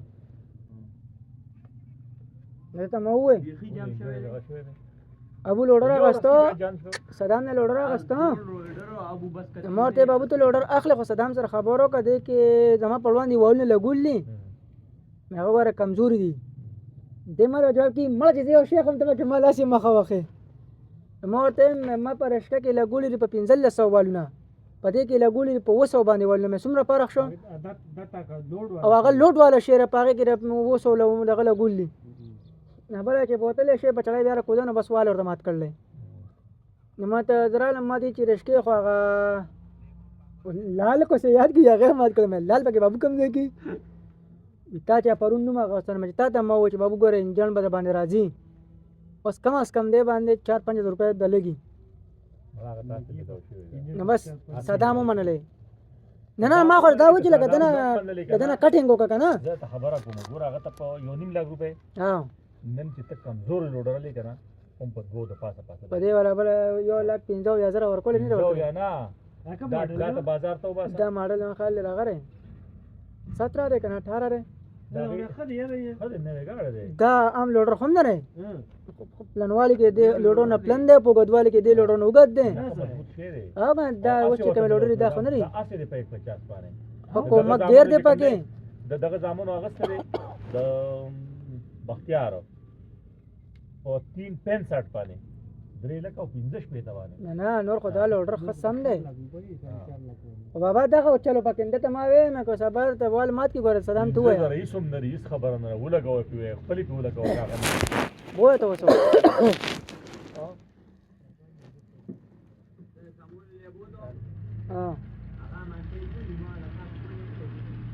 نه مانسد نه لوډر ځان له استاد ذاکر استاد اته ما رنګو کا هغه بس راي ولا ډېر پان نه ره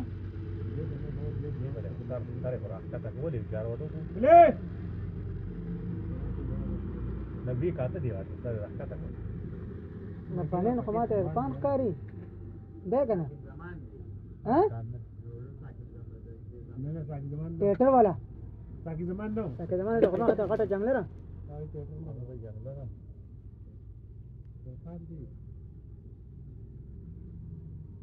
Đấy mà nào hóa xem là phát triển bệnh, sao mà uống chết sao mà phát triển? Nó không có kinh doanh được cái gì.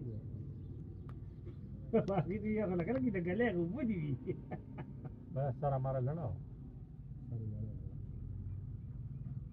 Cái cái dia misal betul dia jual ke raka ke na basa.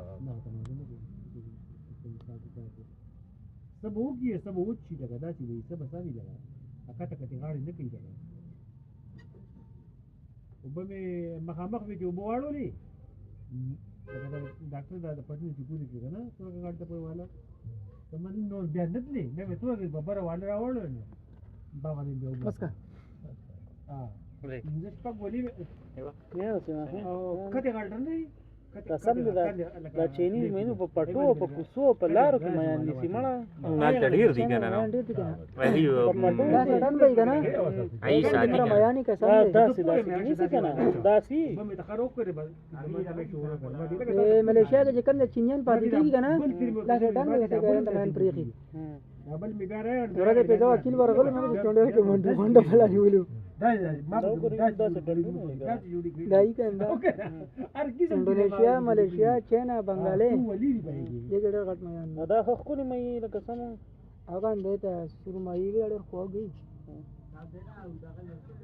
څه شي ماته کړه کو او انا ما رښتا دا یو رښتیا ولا لرکړل زما خپل نه وایله کنه دا څنګه ځکه خبره وړي دا غاځر انا order की ना हमारा कैसे होता है आवाज तो पूरा सब रावण कोर्स करे कि सब ये जो है आज बने पत्रे का सवारी जाते का पंडू नमरा कुछ करो का था अब माखाम की पर जन्मे हाजिर है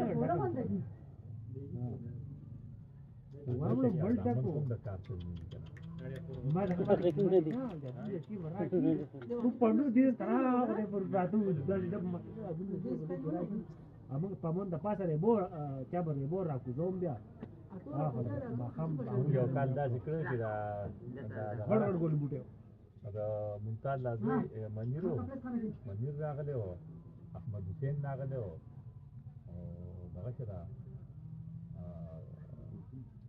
ahmad shewa sara among shewa sara among ji kamne tu dar lawo abia maham jo pas kamne sabat tikra so yo wadi peda ada gaje ke mत sama यार one double da kudra da de kita black rai kana bas bian te yo gede ra yara ji bas dastani ro ta tuli kana bas be bilkul suni ma na tamar da lo करके da उसको किया था इधर गोले ऐसे हुई दाई da school से यार da पुई की बड़ी कैसे बताओ ना उसको सामने ना da देने da kita da पुई न पुई तुम देव सो जी क्या ना देखी पति सरमन की नरी रगुन जी क्या ना एक साफ रगुन वाले आगे जाने पुई आगे वो रगुन उसको नरी रगुन अभी यो टुक हुआ कि दुनिया का यो बार के स्प्रेवा तक तो हुआ था यार आते हैं क्या जी यार देखा नागा बजान तो सुपने प्रे करो ये सही yo golru real mana ko dum kushbo ma to gula ga da dinu yo kasma ji da nan nawaz diga mo na da mine da gote mine da da mine da buti razi da mine da plekde se kam shena plekde sum dag mine da ta ko kam da nuksan shi ne da nuksan ka bai da kana da ma da din jikin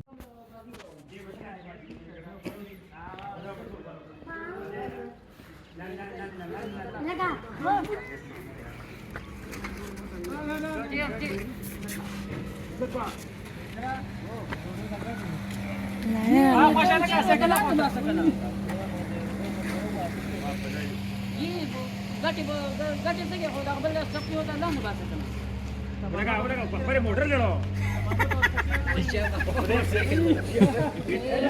dele bagide agale bagda raje wado zata bagadi yo bla ko kire mak masala mara la ta pa de zor na re ye pakori open de la de mo ke mo